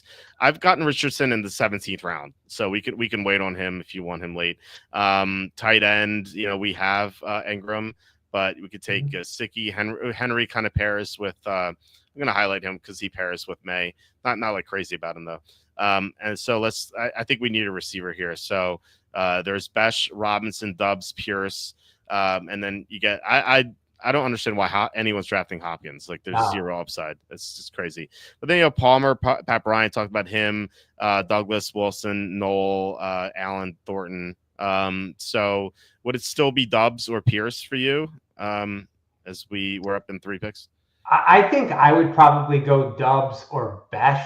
And I don't trust Besh to be a consistent fantasy performer, but he's a 2nd round rookie pick. I think he's going this low because people really are buying into the Thornton stuff. If Besh shows up and he's the starter, like everybody's kind of expecting him to be, he could have some big games as a rookie, even though he's not going to be consistent. Dubs is locked into his role with the Packers. Yeah. All right, let's go Dubs. I think Besh and Thornton could both start. Like 3 receiver sets with Myers. So it's not like they have much else at receiver. It's not like they have like these veterans who have done well in the past. There's like Trey Tucker. Yeah, I think for fantasy relevancy, I think that's Genty, Bowers, Myers, in my opinion. And then I don't really want anybody else. Yeah, and basketball is different, right? Because now we're into the range where we're taking guys who are hoping are going to hit the lineup a few times a year. Yeah. But for consistency, those are the only 3 guys I want on that offense. Yeah, and that's where I think like Thornton's like is just like pretty prevalent there. Yeah. Because of his height and speed mix. Like I think there's a chance that there's like 3 games this year we just like nukes the slate. And in regular fantasy, you're never starting him. Right. Unless your team sucks or something, like you have no choice. But like in a regular fantasy team, you're just never starting him, and you're just never going to get those performances. Best ball, you don't have to worry about that. You just take him, and then if he goes off, you're like, yeah, that's cool. Like my 17th round pick panned out. So yeah, he could be a little bit like Andre Holmes. I mean, Andre Holmes actually had a couple of like very relevant games, but like you said, you're never taking Andre Holmes and putting him in your lineup. It's just, you hope that he's going to hit your lineup when he has those couple of long touchdowns. Yeah, yeah, 100%. Um, yeah, that's why I love these high upside running backs that you mentioned, like you had in round 9. That's why I love them in best ball, because like usually what happens is, like, if Bijan Robinson, for example, goes down, like that first game, like say he gets hurt in the second quarter and then Algier comes in and has a monster game the rest of the way, like you're never going to get that in your regular fantasy, because you weren't going to start Algier as long as Robinson was healthy, and then you start Algier, but like that first game you get him in best ball. So I like that. I like that much more too. So um, some of the receivers we talked about have gone. Hopkins went for some reason at 15-11. It's like, have fun with your 4 catches, 30 yards. It's the same guy who took same guy who took Andrews and Likely, by the way. So he's definitely on board with Baltimore here. Did he take Jackson too? He didn't get Jackson, so I don't know why he's stacking Baltimore like this. And then Douglas goes. There's Pierce, Knoll, Allen, Or Sanders. Yeah, that's wild. All right, we're up in 2 picks. We have 2 quarterbacks, 6 running backs, 6 receivers, and a tight end. We can still wait on tight end. So we have. All right, we're up now. Allen, Chiggy, Jones, Shipley, Wilson, Thornton. I'm gonna just highlight these 2 guys. Austin, Richardson, Sanders, Lloyd, Wilson. Who do you like? We have 7. Fine with any of those guys you want. I'm going to give you one more name that's going to make you throw up, and that's Quentin Johnston. Where is he even? Quentin. I think he's gone. He's gone. He's gone? All right. That makes me feel better then. All right, we'll take Shipley because we're running out of time. All right, next pick, I think either has to be a receiver or the QB3. So I know you like Richardson this late, right? So absolutely, yeah. All right, so we can take Richardson. If Richardson's off the board, do you have any interest in Jones? Sure. I mean, it's anyone's guess who's going to start. I would imagine they want Richardson to start, but they're also coaching for and GMing for their jobs this year. So, it depends on what Richardson looks like if he's healthy in training camp. Yeah, it's tough. I mean, you're right. Like when he came into the draft, like obviously he was a project, and he had some good performances in this first year, but very few because he got hurt. And then like he just took a big step backward last year. Like you would think that like there would be some upward trajectory, but there wasn't last year. And it was so weird because all right, so he's up. So our choices are Thornton and Richardson. Who would you draft? I would go upside and take Richardson. I really would, but it's up to you. Yeah, look, I'm not comfortable with only 2 quarterbacks, even though we took Hurts early. I'd rather have 3, just because, like, when the buys come around, you only have 1 quarterback, or like if one of our guys is out for 4 weeks, we only have 1 guy. Like, and what if that's like during a bye week? Then we have 0. So I like coming away with 3 quarterbacks. Hopefully Thornton comes back to us. He was going like 20th round like a month ago, and I was taking him then in the 20th round. But now, interesting, Jones and Richardson go back to back. Now here he goes. He's going like rounds. I saw him today. Someone today took him at 1601. So he's really flying up ADP. But yeah, a month ago I was taking him 20th round. So things have changed certainly, and I wonder if that's going to keep going up. Like if there continue to be positive reports in training camp, like he's going to go like 14th round before we know it. But anyway, the guy who took Shador Sanders, I don't understand that. Got Miami Brown now. Yeah. Got to have the 3rd receiver on Jacksonville. So much upside there. He also took Darren Waller.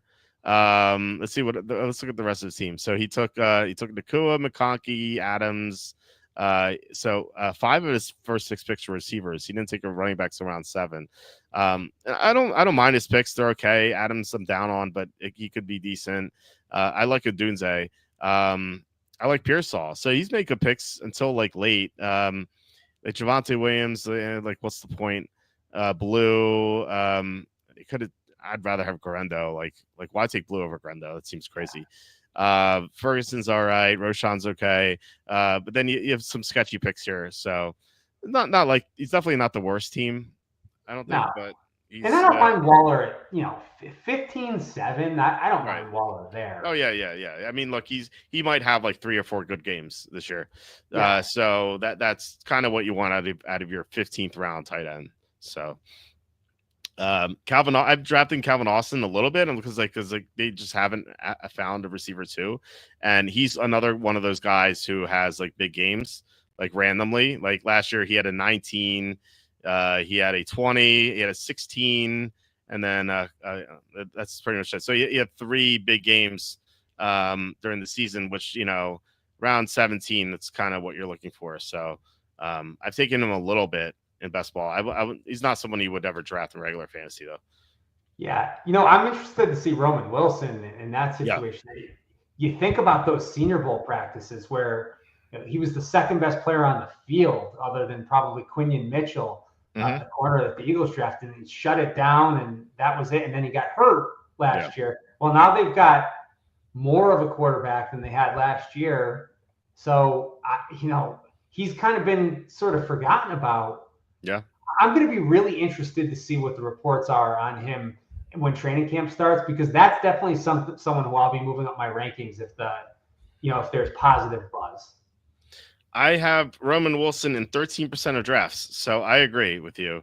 The Steelers have been a team that have drafted day 2 receivers pretty successfully, and he was on my sleeper list last year until he got hurt. So I definitely agree with you. I think there's a lot of potential there. Although I will say this, he usually goes round 20. Seem to go 17-10 is a little bizarre. Yeah, that makes sense. I have him pretty late too. Yeah. Ray McLeod, so much upside around 18. Well, Alec Iamanor, I mean, Yeah. he's getting a little bit too much buzz as well. I mean, everybody talks about that game where he completely toasted Hunter, but Hunter had like 11 catches for 170 yards and 3 touchdowns in that game. He played like 100 snaps. Yeah. So that definitely factored into him sort of getting beat on. He was going out there and catching passes on offense, a lot of them, and then having to go out there and cover an NFL caliber prospect. That was by far the best game Iamanor ever had in college. Yeah. But everybody loves the height, weight, speed, and all that. Yeah. We're up. We need a tight end. We need a Okay. tight end. Jawan Johnson, Theo Johnson, Ferguson, Hill, Sanders, Higbee, Arroyo, Kmet. Who do you like? Penn State. Got to go Penn State. Theo Johnson. There we go. Yeah. I'm comfortable with that. I like his upside. I've drafted him quite a bit. Not as much as Higbee, but he's been my tight end too. Usually I usually go Johnson then Higbee at like around 18, 19. That's been my strategy. I don't know, he's really athletic. I thought he was going to go a little bit higher in the actual NFL draft than where he went. He's got a chance to take that second year jump. Yeah, I think so too. Yeah, I think he could be the second target there. Like, I mean, there's Wanda Robinson, I guess, but I think he has a lot of potential. He's very athletic, and I thought he was going to go earlier too. It's kind of surprised that he slipped a bit, but I've been going Johnson and Higbee a lot here. It's kind of my strategy. I like why draft two tight ends earlier than this, So I have Higbee. Let's see here, in 76% of my drafts. I have Theo Johnson in 35% of my drafts. So it just goes to show you how often I do this. We're up to 2 picks. Do you want to take Higbee, or do you like anti Higbee? Do you want someone else? Do you want so Ferguson? We're definitely going tight end here? Yeah, we need 3 tight ends. Yeah. Do you buy any of the buzz with Arondé Gadsden? That's mini camp stuff. I mean, yeah, I don't know. Maybe I have to hear more about it. I don't know. Arroyo just went, so who do you want? Who's our third guy? Who am I to stop you from drafting Tyler Higbee? Well, actually, let's take and speed this things up. So I did a draft with Ben Wassey, I think, on last Saturday. And I was talking to him the whole time. I'm like, yeah, we're just gonna take Higby in the 19th round. I was like so confident about it. He's always here. He's always here. And then like he went one pick before I was up. And I was like, oh my God, what do I do? I have no idea what I'm going to do now. So it's just draft Higby in the 19th round. It's just, I think we ended up taking like Noah Gray or something. So it wasn't a big deal. But yeah, Noah Gray, by the way, went 1805. He's already off the board. It says, yeah, we have one more pick. It needs to be a receiver because we only have 6 receivers. So, so keep in mind our quarterbacks are Hurts, May, and Richardson. I don't think any receiver comes to mind with them.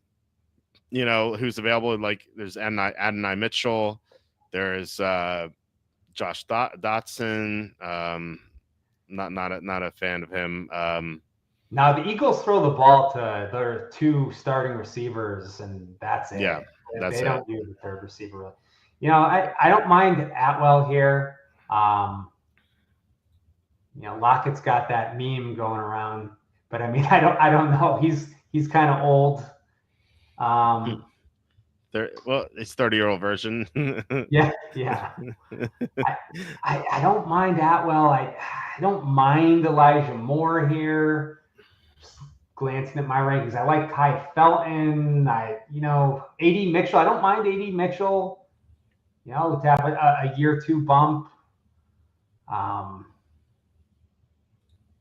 Do you have somebody else who stands out to you? 2 guys have been drafting a lot in round 20.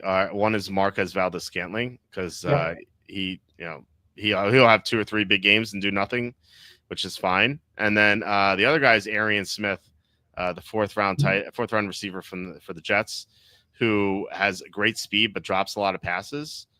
And I think like someone with like great speed like that could be a guy like Valdes-Scantling who just has like 3 big games all year. But like, I mean, I don't know. I thought more of him out of Georgia. You know, I thought that he actually had him in the 3rd round of my mock draft, and he went round 4. And I was on a Jets podcast like a couple of days later, and the host was answering emails. It was a mailbag episode, and almost every single question was like, why the Jets reach on Arian Smith? And I'm like, I don't think he's that much of a reach. And then the host was like, okay, next question. Why'd they take Arian Smith so early? And I'm like, well, I don't think he's that much of a reach. It's like so repetitive. But I don't know. What do you think about him, Arian Smith? I don't mind him. We talked about the cornerbacks falling the last couple of years in the NFL draft. One really interesting thing that I noticed this year, and I'm going to be interested to see if this holds true again next year. Speed at wide receiver went higher than where it normally does. There was a cluster that I thought was going to be, 4th, 5th round. And that cluster was, I thought Thornton would go about where he went.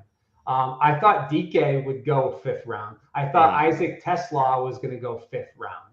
Yeah. Arian Smith, I thought maybe in that same range, 4th, 5th round, maybe 5th round.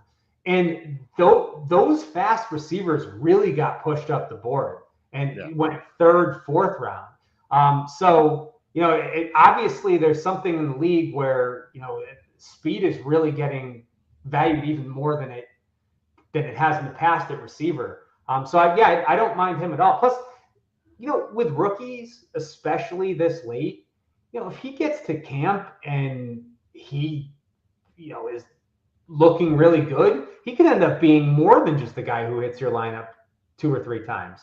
Yeah, Thornton really is an Al Davis legacy pick. The only thing I'm going to push back on with Thornton, half of Raiders Twitter thinks that he's 230 pounds. They're like, only 3 guys have ever run sub 4.3, been 6'4" or higher, and over 230 pounds. Calvin Johnson, DK Metcalf, and Thornton. I'm like, well, wait a minute. Thornton's like 200 pounds. He's not 230 pounds. He's more like Martavis Bryant than those other guys. But, yeah, I like Arian Smith. We should take him here. We should take Arian? Okay. Yeah.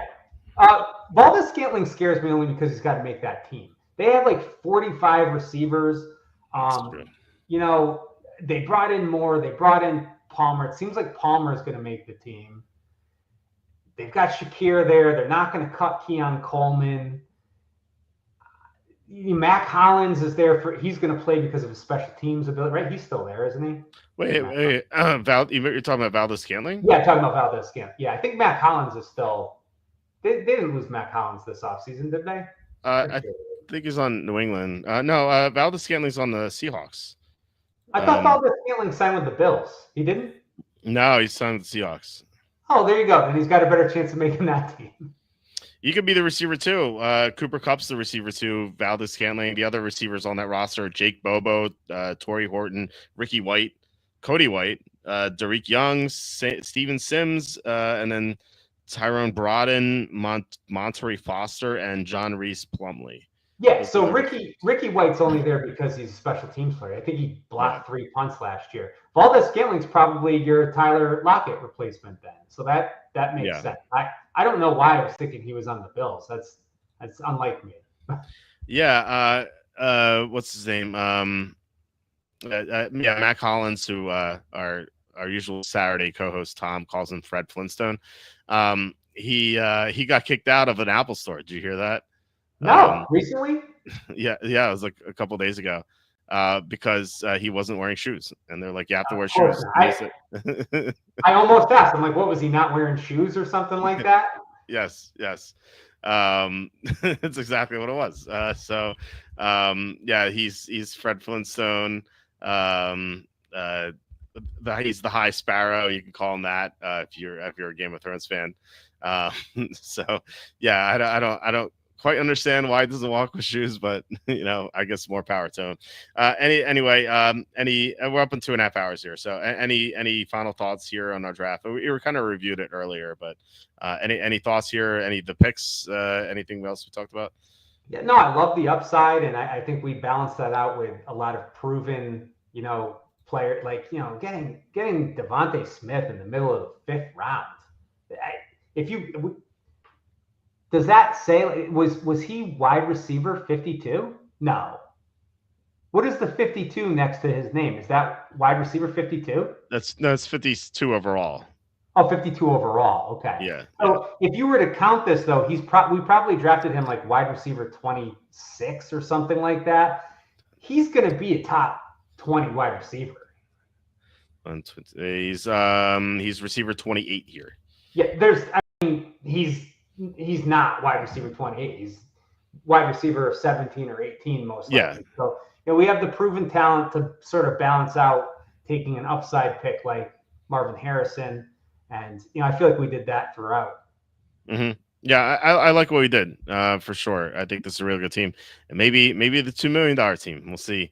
I like the high upside running backs. Receiving core looks really good. I like our quarterbacks. Ingram's like tight ends is probably the weakness, but who cares? These guys like Theo Johnson has a ton of upside. Higbee's going to do stuff, and Ingram could have a big year. So I like I said, I really like this team, and there were some teams here who were paying the rake, like the guy who took the 2 Baltimore tight ends. I kind of want to see who his other tight ends were. So he took Andrews, Likely, and Jonnu Smith. Those his 3 tight ends. Thank you, Grappy, for paying the rake, as I like to say here. Otherwise, that's about it for today's show. Thank you guys for commenting, really appreciate it. We'll pull up your site here. Do you want to touch on anything at NFLRoughDraft.com or anything else? Yeah, NFL Rough Draft is just our NFL draft website. We've been fortunate to be accurate with the Huddle Report. We've won the top 100 accuracy rankings 3 times. I think, it's like us, Todd McShay, Bob McGinn, and I think the guy who runs the Huddle Report, although I love Robbie, but he does get everybody's submissions, and, he's the only one who gets everybody's submissions to look at before the deadline. But, yeah. And I had a Twitter fight with him too, so. I love Robbie. I don't want to accuse him of anything. I'm just saying, there aren't a lot of us who've won the top 100 accuracy rankings that many times. But, we've been lucky throughout the years, and fun hobby. Happy, to be into fantasy football season now, and, happy to be on the show again. Yeah, I always love having you on, Mike. I can't wait for the next time. All right, guys.